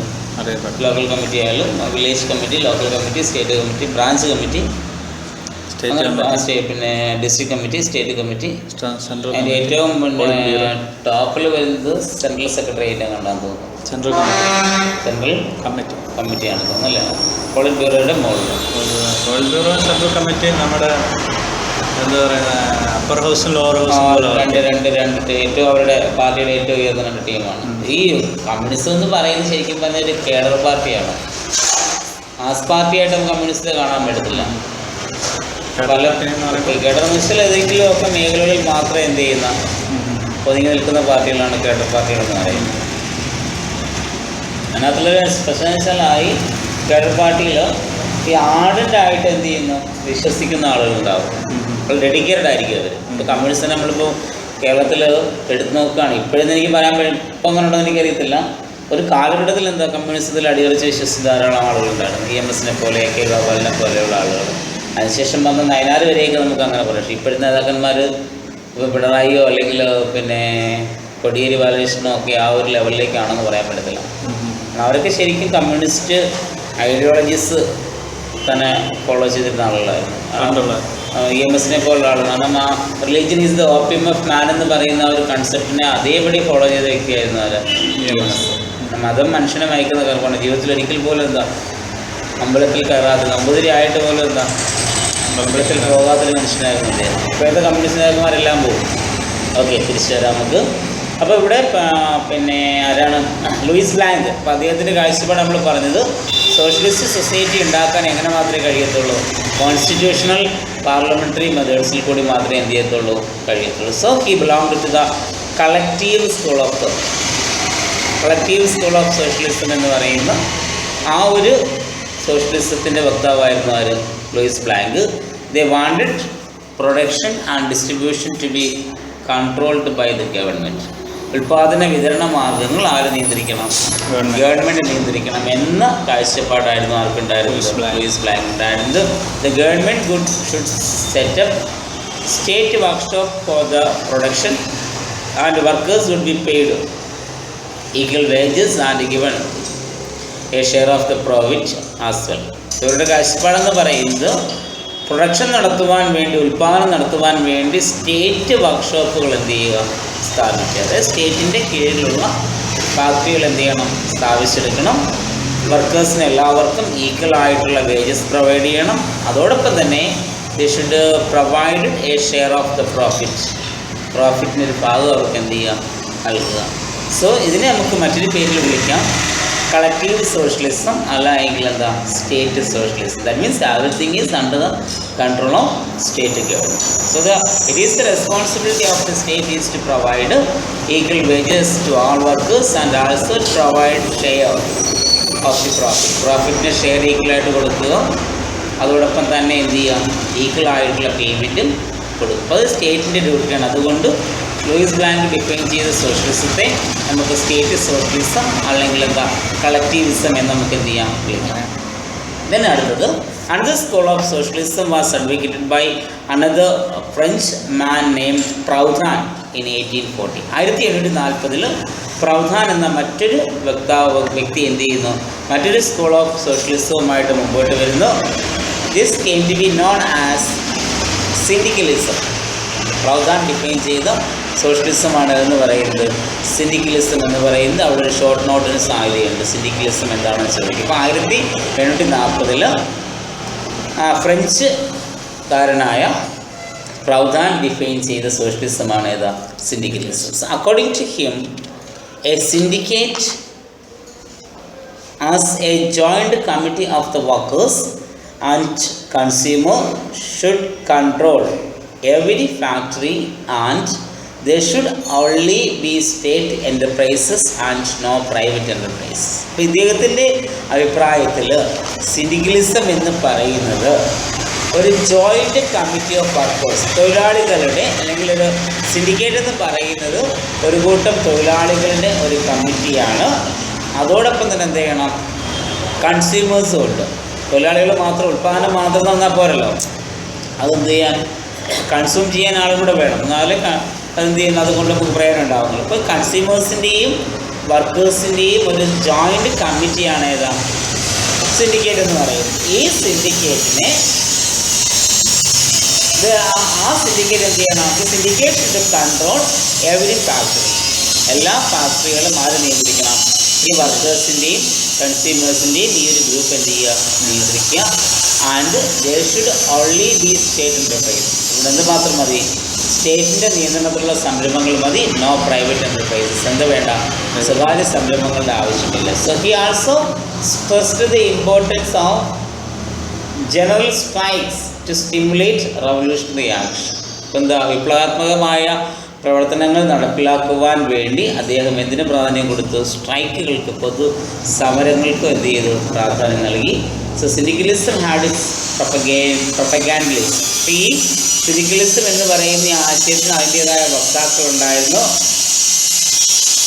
They stood for violence and sabotage, and so this field also termed as anarchism. ഇതിനകത്ത് ഇവർ പ്രധാനമായിട്ടും സിൻഡിക്കലിസത്തിൽ ഫോളോ ചെയ്തിരുന്നത് വയലൻ്റ് ആയിട്ടുള്ള മെഷേഴ്സ് ആയിരുന്നു, അല്ലെങ്കിൽ സബോട്ടേജസ്, അല്ലെങ്കിൽ അടിച്ചമർത്തൽ പോലെയുള്ള അക്രമങ്ങൾ പോലെയുള്ള കാഴ്ചപ്പാടുകൾക്കായിരുന്നു ഇതിന് പ്രാധാന്യം നൽകിയത്. അതുകൊണ്ട് ഈ ഒരു സിൻഡിക്കലിസം എന്ന് പറയുന്ന ഈ സോഷ്യലിസം നമുക്ക് മറ്റൊരു പേര് വിളിക്കാം, അനാർക്കിസം അഥവാ അരാജകവാദം എന്ന് പറയും. ഇനി Fabian socialism was another form of socialism. So Fabian socialism was another form of socialism. മറ്റൊരു പ്രധാനപ്പെട്ട സോഷ്യലിസമാണ് എന്താ, ഫാബിയൻ സോഷ്യലിസം എന്ന് പറയുന്നത്. It was advocated by Fabian. Fabian എന്ന് പറയുന്ന ചിന്തകനാണ് എന്ത് ചെയ്തത്, ഇത് കൊണ്ടുവന്നത്. He stood for setting up a socialist society by slow, peaceful, democratic methods. ഇദ്ദേഹത്തിൻ്റെ കാഴ്ചപ്പാടിൽ സോഷ്യലിസം എന്ന് പറയുന്നത് എങ്ങനെ എസ്റ്റാബ്ലിഷ് ചെയ്യാം, വളരെ സമാധാനപരമായ, അതുപോലെ വളരെ സാവകാശം, ജനാധിപത്യപരമായ രീതിയിൽ എന്ത് ചെയ്യാം, സോഷ്യലിസം എന്ത് ചെയ്യാം, എസ്റ്റാബ്ലിഷ് ചെയ്യാമെന്നാണ് ഫാബിയൻ്റെ അഭിപ്രായം. Then another form of socialism was Christian socialism. It was advocated by Pope Leo XIII. അപ്പോൾ മറ്റൊരു പ്രധാനപ്പെട്ട സോഷ്യലിസമാണ് ക്രിസ്ത്യൻ സോഷ്യലിസം എന്ന് പറയുന്നത്. ഇതിൻ്റെ ഏറ്റവും പ്രധാനപ്പെട്ട വക്താവ് എന്ന് പറയുന്നത് ലിയോ XIII എന്ന പോപ്പായിരുന്നു. Christian socialist sought the removal of social evils of capitalism with the adoption of Christian ideas. അതായത് ക്രൈസ്തവ ആശയങ്ങൾ എന്ത് ചെയ്തുകൊണ്ട് ഉപയോഗിച്ചുകൊണ്ട് ക്യാപിറ്റലിസത്തിലെ സാമൂഹ്യപരമായ തിന്മകൾ ഇല്ലാതാക്കാമെന്നാണ് ആരുടെ കാഴ്ചപ്പാട്, ക്രിസ്ത്യൻ സോഷ്യലിസത്തിൻ്റെ കാഴ്ചപ്പാട്. അപ്പോൾ ഇത്രയാണ് പ്രധാനപ്പെട്ട സോഷ്യലിസം എന്ന് പറയുന്നത്. അതിൽ നമുക്ക് ഒന്നുകൂടി കാണണം കാൾ മാർക്സിൻ്റെ മാർക്സിസം. ഒരുമിഷം പോയാൽ മതി, തട്ടിയണ്ട. So the chief exponent of scientific socialism or communism was Karl Marx. ഏറ്റവും സയൻറ്റിഫിക് സോഷ്യലിസം അല്ലെങ്കിൽ കമ്മ്യൂണിസത്തിൻ്റെ പ്രധാനപ്പെട്ട വക്താവ് എന്ന് പറയുന്നത് കാൾ മാർക്സ് ആയിരുന്നു. അദ്ദേഹം ജനിച്ചത് 1818 അദ്ദേഹം മരിക്കുന്നത് 1883. He was the father of scientific socialism. ശാസ്ത്രീയ സോഷ്യലിസത്തിൻ്റെ പിതാവാണ് ആരെന്ന് പറയുന്നത്, കാൾ മാർക്സ്. സോഷ്യലിസത്തിൻ്റെ മലയാളം സോഷ്യലിസം തന്നെ പറയുന്നത്, അതിന് മലയാളം സാമൂഹ്യവാദം, സാമൂഹ്യത്വം എന്നൊക്കെ നമുക്ക് വിളിക്കാം. കാരണം അതിൻ്റെ മലയാളം വാക്ക് ആരും ഉപയോഗിച്ചതാണ് ഞാൻ കേട്ടിട്ടില്ല. കാരണം എല്ലാവരും എന്താ സോഷ്യലിസം വേണം. സോഷ്യലിസം എന്ന് ഉദ്ദേശിക്കുന്നത് ഈക്വാളിറ്റിയാണ്, എല്ലാവർക്കും എന്താ സമത്വം. There is no discrimination between people on the basis of caste, color, creed, language, sex, place of birth, religion. അതാണ് ഈക്വൽ. അതാണ് എന്താ ജാതിയുടെയോ മതത്തിൻ്റെയോ വർഗത്തിൻ്റെയോ വർണ്ണത്തിൻ്റെയോ വേഷത്തിൻ്റെയോ ഭാഷയുടെയോ ആചാരത്തിൻ്റെയോ അനുഷ്ഠാനത്തിൻ്റെയോ പേരിൽ യാതൊരു വിധമായ വ്യത്യാസം എന്ത് ചെയ്യാൻ പാടില്ല, ഉണ്ടാവാൻ പാടില്ല. അതാണ് ശരിക്കും പറഞ്ഞാൽ എന്താ സോഷ്യലിസം. അതിൻ്റെ മറ്റൊരു രൂപമായിട്ട് നമുക്ക് പറയാൻ എന്താ, പല രൂപങ്ങൾ നമ്മൾ കണ്ടപ്പോൾ യൂട്ടോപ്യൻ സോഷ്യലിസം കണ്ട്, സിൻഡിക്കലിസം കണ്ട്, ഫാബിയനിസം കണ്ട്, ക്രിസ്ത്യൻ സോഷ്യലിസം കണ്ട്, അതിൽ നിന്നും മറ്റൊരു രൂപത്തിലേക്ക് വന്നെയാണ് ഏതാ സയൻറ്റിഫിക് സോഷ്യലിസം. ആ സയൻറ്റിഫിക് സോഷ്യലിസമാണ് എന്താ കമ്മ്യൂണിസം എന്ന പേരിൽ എന്ത് ചെയ്യുന്നത് അറിയപ്പെടുന്നത്. അതിൻ്റെ പ്രധാന വക്താവ് കാൾ മാർക്സ് ആയിരുന്നു. So he was born in Germany as a son of A Jewish lawyer. അദ്ദേഹം ജനിച്ചത് ജർമ്മനിയിലായിരുന്നു. ഒരു യഹൂദനായ ഒരു വക്കീലിൻ്റെ മകനായിട്ടാണ് ഇദ്ദേഹം ജനിക്കുകയും ചെയ്യുന്നത്. So he's father wanted him to choose the career of a lawyer and send him to the University of Bonn and Berlin. അപ്പോൾ ഇദ്ദേഹത്തിൻ്റെ പിതാവ് എന്ത് ചെയ്തു? നമ്മുടെ മാത്സിനെ ആരാക്കാൻ ആഗ്രഹിച്ചു? ഒരു ലോയറാക്കാൻ ആഗ്രഹിച്ചു. അപ്പോൾ അതിനുവേണ്ടി അദ്ദേഹത്തെ ഇവിടേക്ക് ബോണിലെയും അതുപോലെ തന്നെ ബെർലിനിലെയും യൂണിവേഴ്സിറ്റിയിലേക്ക് നിയമം പഠിക്കാൻ വേണ്ടി എന്ത് ചെയ്തു? അതിനു മുമ്പ് കാൾ മാർക്സ് പഠിച്ച് അദ്ദേഹം ഗ്രാജുവേഷൻ നേടിയ സർവകലാശാല എന്ന് പറയുന്നത് യൂണിവേഴ്സിറ്റി ഓഫ് ജനയിൽ നിന്നാണ് അദ്ദേഹം എന്ത് ചെയ്യുന്നത്? ഗ്രാജുവേഷൻ കംപ്ലീറ്റ് ആകുന്നത്. അപ്പോൾ അതിനുശേഷം അദ്ദേഹം ബെർലിനിലേക്ക് പോകുന്നത്. But he preferred philosophy and history. ഫാദറിൻ്റെ ആഗ്രഹം ഇദ്ദേഹത്തെ ആരാക്കാൻ, ഒരു ലോയറാക്കാൻ. പക്ഷേ ഇദ്ദേഹത്തിന് താല്പര്യം തോന്നിയത് ഫിലോസഫിയോടും ഹിസ്റ്ററിയോടുമായിരുന്നു. In 1841 he obtained a doctorate in philosophy. 1840 അദ്ദേഹം എന്ത് ചെയ്തു? ഫിലോസഫിയിൽ ഒരു ഡോക്ടറേറ്റ് നേടിയെടുത്തു. For a time he worked as a journalist and he became a revolutionary. ആ സമയം ഇദ്ദേഹം ഒരു ജേർണലിസ്റ്റായിട്ടും പ്രവർത്തിക്കുകയായിരുന്നു. അതിനുശേഷം അദ്ദേഹം ഒരു റവല്യൂഷണറി ആയിട്ടുള്ള എഴുത്തുകാരനായി അദ്ദേഹം എന്ത് ചെയ്യുന്നു? മാറുന്നു. Then in 1848 he was expelled from Germany for participating in revolutionary activities. അപ്പോൾ 1848 അദ്ദേഹം എന്ത് ചെയ്യുന്നു? റെവല്യൂഷണറി ആക്ടിവിറ്റീസിൽ പങ്കെടുക്കുവാൻ വേണ്ടിയിട്ട് അദ്ദേഹം ജർമ്മനിയിൽ എന്ത് ചെയ്യുന്നു? ഒളിച്ചോടുകയാണ്. For the rest of his life he lived in England. ബാക്കിയുള്ള സമയം അദ്ദേഹം ജീവിച്ചത് ഇംഗ്ലണ്ടിൽ ആയിരുന്നു. So he died in 1883. 1883 അദ്ദേഹം എന്ത് ചെയ്യുന്നത്? നഷ്ടപ്പെടുന്നത്. During his life in exile he lived in Paris for a short while. ഇങ്ങനെ നാട് കടന്ന ആ ഒരു കാലഘട്ടത്തിൽ അദ്ദേഹം എന്ത് ചെയ്തു? കുറേ കാലം പാരീസിൽ താമസിച്ചിരുന്നു. There he became acquainted with Frederick Engels. അവിടെ വെച്ച് അദ്ദേഹം ആരെ പരിചയപ്പെടുന്നത്? ഏംഗൽസിനെ പരിചയപ്പെടുന്നത്. So he became his great friend and disciple. അദ്ദേഹത്തിൻ്റെ സുഹൃത്തും അദ്ദേഹത്തിൻ്റെ ഡിസേബിൾ ശിഷ്യനുമായിരുന്നു ആര്? Friedrich Engels. In 1848 these two together published the great work Communist Manifesto. രണ്ടുപേരും കൂടി ചേർന്ന് എന്ത് ചെയ്യുന്നത്? കമ്മ്യൂണിസ്റ്റ് മാനിഫെസ്റ്റോ എന്ത് ചെയ്യുന്നത്? എഴുതുന്നത്. അതിനുശേഷം in 1867 Marx published another great work called Das Kapital. മൂലധനം എന്ന് പറയുന്ന ഒരു വർക്ക് 1867 പബ്ലിഷ് ചെയ്തു. കാൾ മാർക്സ് പബ്ലിഷ് ചെയ്തു. Das Kapital DUS പറയാം, DAS പറയാം. Das Kapital എന്താ സംഭവം? മൂലധനം അല്ല സാറേ, ദാസ് എന്നത് അത് ജർമ്മനുള്ള വേടാണ്. പേരെങ്ങനെ പറയും? ജർമ്മനി വേടങ്ങളാണ്. Das Kapital. ഇത് ക്യാപിറ്റൽ ആവാൻ ചിലപ്പോൾ. മൂലധനം എന്നാണ് ഇതിൻ്റെ പേര്. പക്ഷേ ദസ് ക്യാപിറ്റൽ എന്ന് ചെയ്യുന്നത് 1867 കാൾ മാർക്സ് പബ്ലിഷ് ചെയ്ത ബുക്കാണ് ഏതാ? Das Kapital. The Communist Manifesto concluded with proletarians have nothing to lose but they change, they have a world to win, working men of all countries unite. കേട്ടിട്ടുണ്ട് communist മാനിഫെസ്റ്റോയിൽ പറയുന്നതാണ് എന്താണ്? The workers of the world you have united, you have nothing to lose but you change, but you have a world to win. സർവ്വരാജ്യ തൊഴിലാളികളെ നിങ്ങൾ സംഘടിക്കുകയും നിങ്ങൾക്ക് നഷ്ടപ്പെടാനൊന്നുമില്ല, നിങ്ങളുടെ കയ്യിലെ ചില വിലങ്ങുകളല്ലാതെ നിങ്ങൾക്കുടേതായ ഒരു ലോകം എന്ത് ചെയ്യുന്നു? നിങ്ങൾക്ക് ആ ലോകത്തിൽ എന്ത് ചെയ്യാം? വിജയിക്കാനുണ്ട്. ഒരു പാട്ട് കേട്ടിട്ടുണ്ട്, സർവ്വരാജ്യ തൊഴിലാളികളെ സംഘടിക്കുമെന്ന് പറഞ്ഞിട്ട് അല്ലേ? അപ്പോൾ ഇതാണ് എന്താ കമ്മ്യൂണിസ്റ്റ് മാനിഫെസ്റ്റോയുടെ ഏറ്റവും പ്രധാനപ്പെട്ട ഐഡിയ എന്ന് പറയുന്നത്. വർക്കേഴ്സ് ഓഫ് ദ വേൾഡ് ഇങ്ങനെ അതിനകത്ത് പറയുന്നത് ഇങ്ങനെയാണ്: പ്രൊലറ്റേറിയൻസ് ഹാവ് നത്തിങ് ടു ലൂസ്. തൊഴിലാളികൾക്ക് നഷ്ടപ്പെടാൻ എന്താ? ഒന്നുമില്ല. ബട്ട് ദേ ചേഞ്ച്, അവരുടെ വിലങ്ങുകളല്ലാതെ they have a world to win. അവർക്ക് വിജയിക്കാൻ എന്താ? ഒരു ലോകമുണ്ട്. Working men of all countries unite. അതുകൊണ്ട് എന്ത് ചെയ്യണം? ലോകത്തിലെ എല്ലാ തൊഴിലാളികളും എന്ത് ചെയ്യണം? സംഘടിക്കണം. So this book contain the fundamental principles of scientific socialism or communism. ഈ കമ്മ്യൂണിസ്റ്റ് മാനിഫെസ്റ്റോയിലാണ് എന്താ? സോഷ്യലിസത്തിൻ്റെ അല്ലെങ്കിൽ സയൻറ്റിഫിക് സോഷ്യലിസത്തിൻ്റെ അല്ലെങ്കിൽ കമ്മ്യൂണിസത്തിൻ്റെ പ്രധാനപ്പെട്ട തത്വങ്ങളടങ്ങുന്നത്.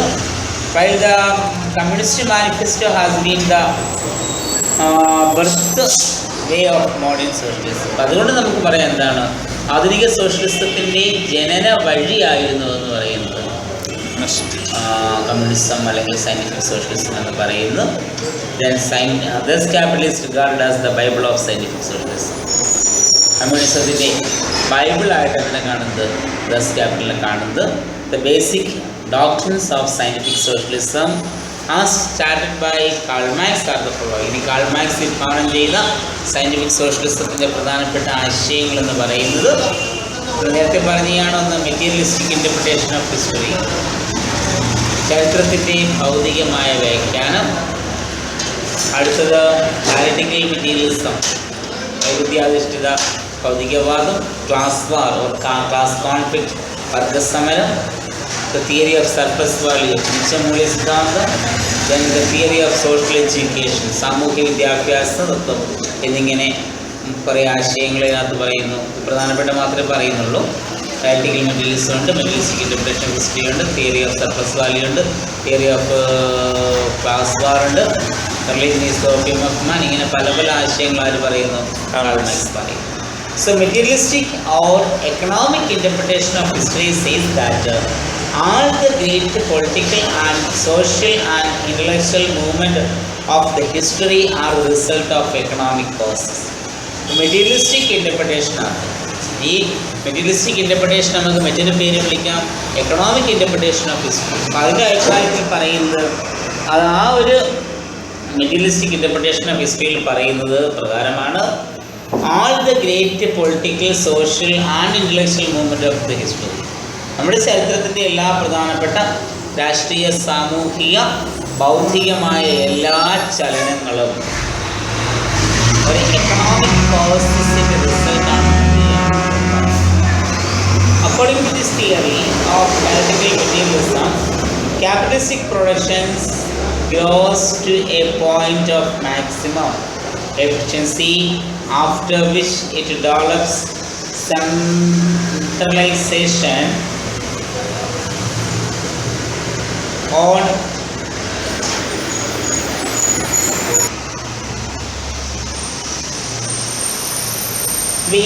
ക്യാപിറ്റലിസം എന്ന് പറയുന്നത് സോഷ്യലിസം എന്ന് പറയുന്ന ഈ തിയറിയുടെ അടിസ്ഥാനത്തിൽ പറയുകയാണെങ്കിൽ ഡയലക്റ്റിക്കൽ മെറ്റീരിയലിസം ഒരു ക്യാപിറ്റലിസ്റ്റിക് പ്രൊഡക്ഷൻ നമ്മളെന്താണ് ഒരു മുതലാളിത്ത ഉൽപാദന രീതികൾ എന്ത് ചെയ്യും that grows into a point of maximum efficiency. അതെന്ത് ചെയ്യുന്നു അതിൻ്റെ എഫിഷ്യൻസിയുടെ മാക്സിമം ലെവൽ എന്ത് ചെയ്യും എത്തിച്ചേരും. അവിടെ നിന്ന് after that it develops contradictions on weakness in it which causes rapid decay. അപ്പോൾ ഒരു ഏറ്റവും ടോപ്പിൽ നമ്മൾ എത്തിക്കഴിഞ്ഞാൽ നമുക്ക് ഏതൊരു കയറ്റമാണെങ്കിലും അതിനെന്തുണ്ടാവും വളരെയേറെ സ്വാഭാവികമാണ്.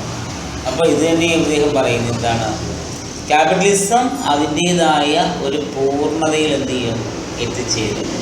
അങ്ങനെ എത്തിച്ചേർന്ന് കഴിഞ്ഞാൽ പിന്നെന്താണെന്ന് താഴേക്കാണ്. അതിൻ്റെ കോൺട്രഡിക്ഷനാണ്, അതിൻ്റെ വൈരുദ്ധ്യമാണ് അല്ലേ. അപ്പോൾ നമ്മൾ മോളിൽ ചെല്ലുന്നു, അവിടെ ചെന്ന് കഴിയുമ്പോൾ പിന്നെ നമുക്ക് അവിടെ നിലനിൽപ്പുണ്ടോ? തിരിച്ച് നമ്മൾ എന്ത് ചെയ്യത്തുള്ളൂ ഇറങ്ങി. അപ്പോൾ അവസാനം എന്ത് സംഭവിക്കുന്നു? ഈ ക്യാപിറ്റലിസം താണ് വന്ന് അവസാനം എന്ത് ചെയ്യുന്നു നശിച്ചു പോകുന്നു. അതായത് meanwhile an opposing system gradually develop. അതേസമയം തന്നെ എന്ത് ചെയ്യുന്നു ഈ ഒരു സിസ്റ്റത്തെ എതിർക്കുന്ന ഒരു സംവിധാനം എന്ത് ചെയ്യും ഇവിടെ ഉണ്ടാവുന്നു. And this ins there will displays the old after abolishing some of its worst elements. അപ്പോൾ ഇത് എന്ത് ചെയ്യുന്നു ഇങ്ങനെ അത് ഗ്രാജുവലി എന്ത് ചെയ്യുന്നു മറ്റൊരു സിസ്റ്റം ഡെവലപ്പ് ചെയ്ത് നമ്മൾ പറഞ്ഞു. അതിൻ്റെ തിരിച്ചുള്ള വരവിൽ എന്ത് ചെയ്യുന്നു അതിനെ എന്താ പറയുക അതിനകത്തുള്ള വേസ്റ്റ് എലമെൻസിനെ എല്ലാം എന്ത് ചെയ്യുന്നു നമുക്ക് നശിപ്പിച്ച് കളയേണ്ടി വരുന്നു. This is a dynamic process of historical evolution in which new system ultimately defeat and destroys the old and the communist societies ഒക്കെ. അപ്പോൾ ഈ ഒരു ആശയം എന്ന് പറയുന്നതൊരു ചരിത്രപരമായ പരിണാമത്തിൻ്റെ ഒരു ഡൈനമിക് പ്രോസസ്സായിട്ട് നമുക്ക് എന്ത് ചെയ്യാം, ഇതിനെ കണക്കാക്കാം. അതിൻ്റെ ഫലമായിട്ടൊരു പുതിയ സിസ്റ്റം അവിടെ എന്ത് ചെയ്യുന്നു, എസ്റ്റാബ്ലിഷ്ഡ് ആവുന്നു.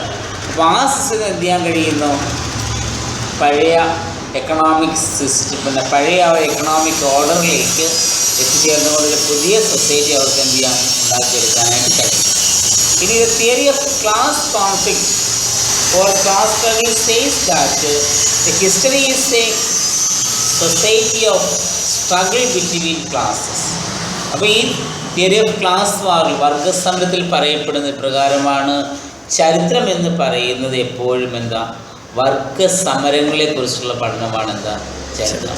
അതായത് in ancient times the class struggle was between masters and slaves. പണ്ടുകാലത്ത് ആർക്ക് തമ്മിലാണ്, ഉടമകളും അടിമകളും തമ്മിലായിരുന്നു ഉണ്ടായിരുന്നത്, കോൺഫ്ലിക്റ്റ് ഉണ്ടായിരുന്നത്.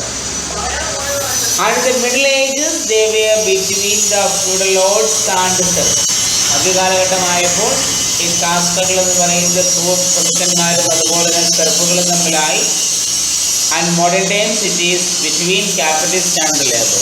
ആധുനിക കാലഘട്ടത്തിൽ തൊഴിലാളിയും തമ്മിലായി എന്താ കോൺഫ്ലിക്റ്റ് ഉണ്ടാകുന്നു. In short, it is always the struggle between the haves and have-nots of society. ശരിക്കും പറഞ്ഞാൽ ഇതെന്ന് പറയുന്നത് സോഷ്യലിസം അല്ലെങ്കിൽ സയൻറ്റിഫിക് സോഷ്യലിസം അല്ലെങ്കിൽ കമ്മ്യൂണിസം എന്ന് പറയപ്പെടുന്നത് ഉള്ളവനും ഇല്ലാത്തവനും തമ്മിലുണ്ടാകുന്ന ഒരു സ്ട്രഗിളായിട്ട് നമുക്ക് എന്ത് ചെയ്യുന്നത് കാണാൻ കഴിയുന്നത്. According to this theory of surplus value, all wealth is the product of labour. അപ്പം അദ്ദേഹത്തിൻ്റെ കാഴ്ചപ്പാടിൽ സർപ്ലസ് വാല്യൂ എന്ന് പറയുന്ന സിദ്ധാന്തമുണ്ട്. ആ സിദ്ധാന്തത്തിൻ്റെ അടിസ്ഥാനത്തിൽ വെൽത്ത് എന്ന് പറയുന്നത് ആരുടെ പ്രോഡക്റ്റാണ്, ലേബറിൻ്റെ പ്രോഡക്റ്റാണ്. Capital creates nothing and the capital itself is created by labour. പിന്നെ ക്യാപിറ്റൽ എന്ത് ചെയ്യാൻ കഴിയുന്നില്ല, ഒന്നും ക്രിയേറ്റ് ചെയ്യാൻ കഴിയുന്നില്ല. കാരണം ഈ ക്യാപിറ്റൽ പോലും ക്രിയേറ്റ് ചെയ്ത ആരാണ്, ലേബർ ആണ് നമുക്ക് പറയുന്നത്. നോക്കി രണ്ട്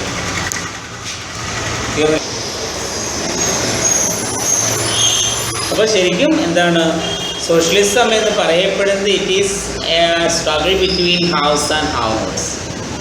സമൂഹത്തിലുള്ളവനും ഇല്ലാത്തവനും തമ്മിലുള്ള സംഘർഷമാണ് ഏതാ സോഷ്യലിസം. അതായത് ഇവിടെ according to this theory, surplus value of all wealth is the product of labor. Capital creates nothing but capital itself is created by labor. ക്യാപിറ്റലിൽ നമുക്കൊന്നും ഉണ്ടാക്കുന്നില്ല, പക്ഷേ ക്യാപിറ്റൽ ഉണ്ടാക്കുന്ന ആരാണ്, ലേബറാണ്. സ്വാഭാവികമായിട്ടും പ്രോഫിറ്റ് ആർക്ക് കിട്ടണം, ലേബർ. ഇനി according to Marx, land is the free gift of nature.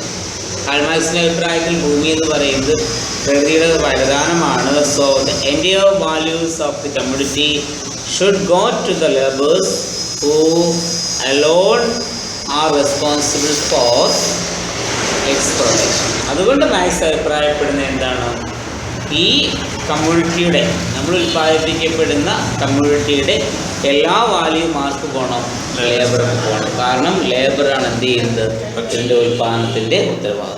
ഇനി actually only a small parts of its value is given to the working class by the capitalists. ശരിക്കും പറഞ്ഞാൽ ഇന്ന് സമൂഹത്തിൽ എന്താ, ക്യാപിറ്റലിസ്റ്റുകൾ ലേബേഴ്സിന് വളരെ ഒരു ചെറിയ ഭാഗം മാത്രമേ എന്ത് ചെയ്യുന്നുള്ളൂ, കൊടുക്കുന്നുള്ളൂ.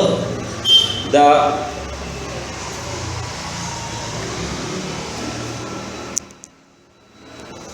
addition of wealth created by the labor is surplus value. Surplus value ഉണ്ടാകും, മിച്ചമൂല്യം എന്ന് വെച്ചാൽ ലേബർ ക്രിയേറ്റ് ചെയ്യുന്ന വാല്യൂവിൻ്റെ അധികം വരുന്നതാണ്, അല്ലെങ്കിൽ പ്രോഫിറ്റ് ക്രിയേറ്റ് ചെയ്യുമ്പോൾ അതിനകത്ത് എക്സ്ട്രാ വരുന്നതാണ് അതെന്ന് പറയുന്നത് സർപ്ലസ് വാല്യൂ എന്ന് പറയുന്നത്. It is unjustly appropriated by the capitalist in the form of profit. പക്ഷേ അതെന്ത് ചെയ്യുന്നു, ഈ സർപ്ലസ് വാല്യൂ ആരാണ് വളരെ അനീതിപരമായിട്ട് തന്നെ ആരുടെ കൈവശം, ക്യാപിറ്റലിസ്റ്റുകളുടെ കൈവശം എന്ത് ചെയ്യുന്നു, ഒതുങ്ങിയിരിക്കുകയാണ്. ഇപ്പോൾ കാൾ മാർക്സ് പറയുന്ന ഈ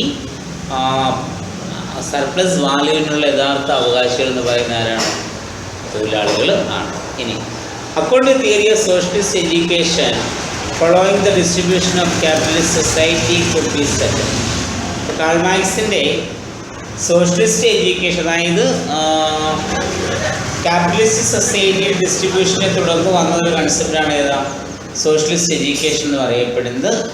അപ്പോൾ അതിൻ്റെ പ്രധാനപ്പെട്ട പ്രിൻസിപ്പിൾസ് എന്ന് പറയുന്നത് ഡിക്റ്റേറ്റർഷിപ്പ് ഓഫ് ദ പ്രോളറ്റേറിയറ്റ്, തൊഴിലാളി വർഗ സർവാധിപത്യം, അതായത് തൊഴിലാളികളുടെ ആധിപത്യം എന്ത് ചെയ്യുക, കൊണ്ടുവരിക. അടുത്തത് payment according to the work done, ഓരോ വ്യക്തിയും ചെയ്യുന്നതനുസരിച്ച് എന്ത് ചെയ്യുക, അവന് കൂലി കൊടുക്കുക.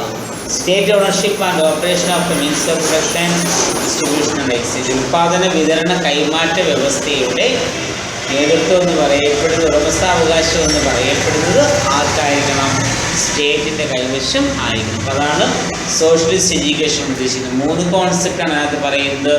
ഒന്നാമത്തെ distribution of dictatorship of the proletariat, തൊഴിലാളി വർഗത്തിൻ്റെ സർവാധിപത്യം. രണ്ടാമത്തേതാണ് ഓരോ വ്യക്തിയും അവൻ ചെയ്യുന്ന തൊഴിലിനനുസരിച്ച് എന്ത് ചെയ്യുക, അവന് പേയ്മെൻറ്റ് കൊടുക്കുക. അതുപോലെ തന്നെ പ്രൊഡക്ഷൻ, ഡിസ്ട്രിബ്യൂഷൻ, എക്സ്ചേഞ്ച് തുടങ്ങിയ കൺസെപ്റ്റുകൾ ആരുടെ കൈവശം, സ്റ്റേറ്റിൻ്റെ ഓണർഷിപ്പിൽ കൊണ്ടുവരും. The communist society would be a classless, stateless society where no one will live and work according to his. അപ്പോൾ അടുത്തതെന്ന് പറയുന്നത് എന്താണ്, കാൾ മാർക്സിൻ്റെ മറ്റൊരു പ്രധാനപ്പെട്ട ആശയം എന്ന് പറയുന്നത് ഒരു ക്ലാസ്ലെസ്, സ്റ്റേറ്റ്ലെസ് സൊസൈറ്റി, രാഷ്ട്രരഹിത, വർഗരഹിത സമൂഹമായിരിക്കണം. അവിടെ ഒരു വ്യക്തിയും ഒരു പ്രിൻസിപ്പിളിനെയോ ഒരു ആശയത്തെയോ അടിസ്ഥാനമാക്കി എന്ത് ചെയ്യാൻ പാടില്ല, ജീവിക്കാൻ പാടില്ല. The doctrines of Marx have had a profound impact on working class ആളുകൾ. ഇപ്പോൾ കാൾ മാർക്സിൽ കൊണ്ടുവന്ന ആശയങ്ങൾ എന്താ, തൊഴിലാളി വർഗത്തിൻ്റെ ഇടയിൽ വലിയൊരു ഇമ്പാക്റ്റ്, സ്വാധീനം എന്ത് ചെയ്തു, ഉണ്ടാക്കാൻ കഴിഞ്ഞു. Revolutions to establish communist state have taken place in different parts of the world. വിപ്ലവത്തിൽ കൂടി എന്ത് ചെയ്താൽ കമ്മ്യൂണിസം എസ്റ്റാബ്ലിഷ് ചെയ്ത പല രാജ്യങ്ങളും ലോകത്തിൽ എന്ത് ചെയ്തു, ഉണ്ടായി. Russia was the first country to set up a communist government after the revolution of 1970. അപ്പോൾ എന്താണ്, ആദ്യമായിട്ടൊരു കമ്മ്യൂണിസ്റ്റ് രാഷ്ട്രമായിട്ട് മാറിയത് ആരാണ്, റഷ്യയാണ്. 1917 കമ്മ്യൂണിസ്റ്റ് റവല്യൂഷന് ശേഷം, അല്ലെങ്കിൽ റഷ്യൻ റവല്യൂഷന് ശേഷം ഇവരെന്ത് ചെയ്തു, സോഷ്യലിസം അല്ലെങ്കിൽ മാർക്സിസം എന്ത് ചെയ്ത് സ്വീകരിക്കുകയുണ്ടായി. China next passed under the leadership, under the red flag of communism. Communist parties function all over the world. അപ്പോൾ അതിനുശേഷം ആദ്യം റഷ്യ വരുന്നു, അതിനുശേഷം ഇവിടെ ചൈനയിലെ കമ്മ്യൂണിസം വരുന്നു, പിന്നീട് ലോകത്തിൻ്റെ വിവിധ ഭാഗങ്ങളിലേക്ക് എന്ത് ചെയ്തു, ഈ ആശയം വ്യാപിച്ചു. ഇനി മെറിറ്റ്സാണ്. According to the merits of socialism, special mention may be made to social justice. അപ്പോൾ ഇതിൻ്റെ മെറിറ്റ് നമ്മൾ പറയുകയാണെങ്കിൽ പ്രത്യേകമായിട്ട് നമുക്ക് എടുത്ത് പറയേണ്ടത് എന്താണ്, സോഷ്യൽ ജസ്റ്റിസ്, സാമൂഹിക നീതിക്ക് പ്രാധാന്യം കൊടുക്കുന്നു. ബെറ്റർ യൂട്ടിലൈസേഷൻ ഓഫ് റിസോഴ്സസ് നല്ല രീതിയിൽ എന്ത് ചെയ്ത് ഉപയോഗപ്പെടുത്തുന്നു. എക്കണോമിക് സ്റ്റെബിലിറ്റി, സാമ്പത്തിക സ്ഥിരത, എക്കണോമിക് ഫ്രീഡം, സാമ്പത്തിക സ്വാതന്ത്ര്യം. Then socialism seeks the reduction of inequalities of income and wealth. ഇതാണ് വെൽത്തിൻ്റെ പേരിൽ, ഇൻകത്തിൻ്റെ പേരിലുണ്ടാകുന്ന അസമത്വങ്ങൾ ഇല്ലാതാക്കാൻ സോഷ്യലിസം എന്ത് ചെയ്യുന്നു, സഹായിക്കുന്നു. This helps to ensure social justice, സാമൂഹികപരമായ നീതി ഉണ്ടാക്കിയെടുക്കാൻ എന്ത് ചെയ്യുന്നു, സഹായിക്കുന്നു.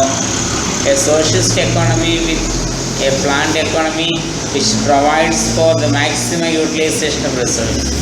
ഒരു സോഷ്യലിസ്റ്റ് എക്കോണമി എന്ന് പറയപ്പെടുന്നത് എപ്പോഴും എന്തായിരിക്കും, ഒരു പ്ലാൻഡ് ആയിട്ടുള്ള എക്കോണമി ആയിരിക്കും. അവിടെ എന്തായിരിക്കും, ഒരു മാക്സിമം റിസോഴ്സുകൾ എന്ത് ചെയ്യുവാൻ, യൂട്ടിലൈസ് ചെയ്യാൻ വേണ്ടി ശ്രമിക്കും. So again, a planned economy is free from unemployment eliminates. അപ്പോൾ അടുത്ത പ്ലാൻഡ് എക്കോണമി എന്ന് പറയുമ്പോൾ എന്താണ്, അൺഎംപ്ലോയ്മെൻ്റ് ആയിട്ടുള്ള കാര്യങ്ങൾ എന്ത് ചെയ്യാൻ, ഇല്ലാതാക്കാൻ വേണ്ടി ഉണ്ടാക്കുന്നതാവാം. ഇനി അതുപോലെ തന്നെ eliminate business facilitation and provide economic stability. അടുത്തതെന്ന് പറയുന്നത് എന്ത് ചെയ്യണം, ഒരു അൺഎംപ്ലോയ്മെൻറ്റിനെ എന്ത് ചെയ്യുക, എലിമിനേറ്റ് ചെയ്യുക. അതുപോലെ തന്നെ എന്താ, ബിസിനസ്സായിട്ടുള്ള ഒരു ബിസിനസ്സുമായിട്ട് ബന്ധപ്പെട്ട ഒന്നായിട്ടാണ് എന്ത് ചെയ്യുന്നത്, നമുക്കിനെ കാണാനായിട്ട് കഴിയപ്പെടുന്നത്. അപ്പോൾ അങ്ങനെ ബിസിനസ്സായിട്ട് കണക്കാക്കുമ്പോൾ അവിടെ എക്കണോമിക് സ്റ്റെബിലിറ്റി എന്ത് ചെയ്യാൻ കഴിയും, ഉണ്ടാക്കിയെടുക്കാനായിട്ട് കഴിയും. അങ്ങനെ ദോഷമാണ് ഹൈ സിസ്റ്റം വിറ്റ് ആൾസോ നോട്ട് ഫ്രീ ഫ്രം ഈ. ഇത്രയൊക്കെ ആയിട്ട് പോലും എന്താ, ഒരിക്കലും ഈവിൾസിൽ നിന്ന് സ്വതന്ത്രമല്ല ക്യാപിറ്റലിസം, സോഷ്യലിസം എന്ന് പറയുന്നത്. State ownership of means of production, distribution and exchange and the state directions and control of economic activities severely restrict the freedom of the individual. അപ്പോൾ എന്താണ് ഇപ്പോൾ ഇങ്ങനെ കൊണ്ടുവന്നാൽ എന്താണ് സ്റ്റേറ്റിൻ്റെ ഓണർഷിപ്പിൽ മീൻസ് സെപ്പറേഷൻ കൊണ്ടുവന്നാൽ ഡിസ്ട്രിബ്യൂഷൻ ഓഫ് ദി എക്സ്ചേഞ്ച് കൊണ്ടുവന്നു കഴിഞ്ഞാൽ എന്ത് ചെയ്യുന്നു ഇവിടെ എക്കണോമിക് ആക്ടിവിറ്റീസ് എന്ത് ചെയ്യുന്നു, അതായത് വ്യക്തികളുടെ സാമ്പത്തികപരമായ കാര്യങ്ങളിൽ വ്യക്തികളുടെ സ്വാതന്ത്ര്യം എന്ത് ചെയ്യുന്നു ഇല്ലാതാവും. The socialism deprives people of their basic rights and reduces them to the position of economic scale. ഇപ്പോൾ സോഷ്യലിസ്റ്റ് എന്ത് ചെയ്യുന്നു, ആളുകളുടെ ബേസിക് റൈറ്റ്സിനെ അല്ലെങ്കിൽ അവരുടെ റിലീജിയസ് ആയിട്ടുള്ള കാര്യങ്ങൾക്കുള്ള അവകാശങ്ങൾ എന്ത് ചെയ്യുന്നു ഇല്ലാതാക്കുകയോ വെട്ടിക്കുറയ്ക്കുകയോ ചെയ്യുന്നു. അപ്പോൾ അതൊരു ശരിക്കും പറയുകയാണെങ്കിൽ അതൊരു എക്കണോമിക് സ്ലേവ് ആയിട്ട് ആളുകൾ എന്ത് ചെയ്യുന്നു മാറുന്ന അവസ്ഥ വരുന്നു. Socialism defines the consumer have the freedom of choice. ഇപ്പോൾ ക്യാപിറ്റലിസ്റ്റ് സോഷ്യലിസം പറയുന്നത് കൺസ്യൂമർക്ക് അവന് ഇഷ്ടമുള്ള സംഗതി എന്ത് ചെയ്യാൻ തിരഞ്ഞെടുക്കാനുള്ള അവകാശമുണ്ട്. അത് consumer has necessary to accept what the state affairs. എന്താണ് ഈ കൺസ്യൂമർ എല്ലായ്പ്പോഴും എന്താണ് നെസസറി ആയിട്ട് അദ്ദേഹം അംഗീകരിക്കണം. സ്റ്റേറ്റ് എന്താണ്, സ്റ്റേറ്റിൻ്റെ അഫയേഴ്സ് എന്താണെന്നുള്ള കാര്യം എന്ത് ചെയ്യണം, അംഗീകരിക്കാൻ തയ്യാറാവണം.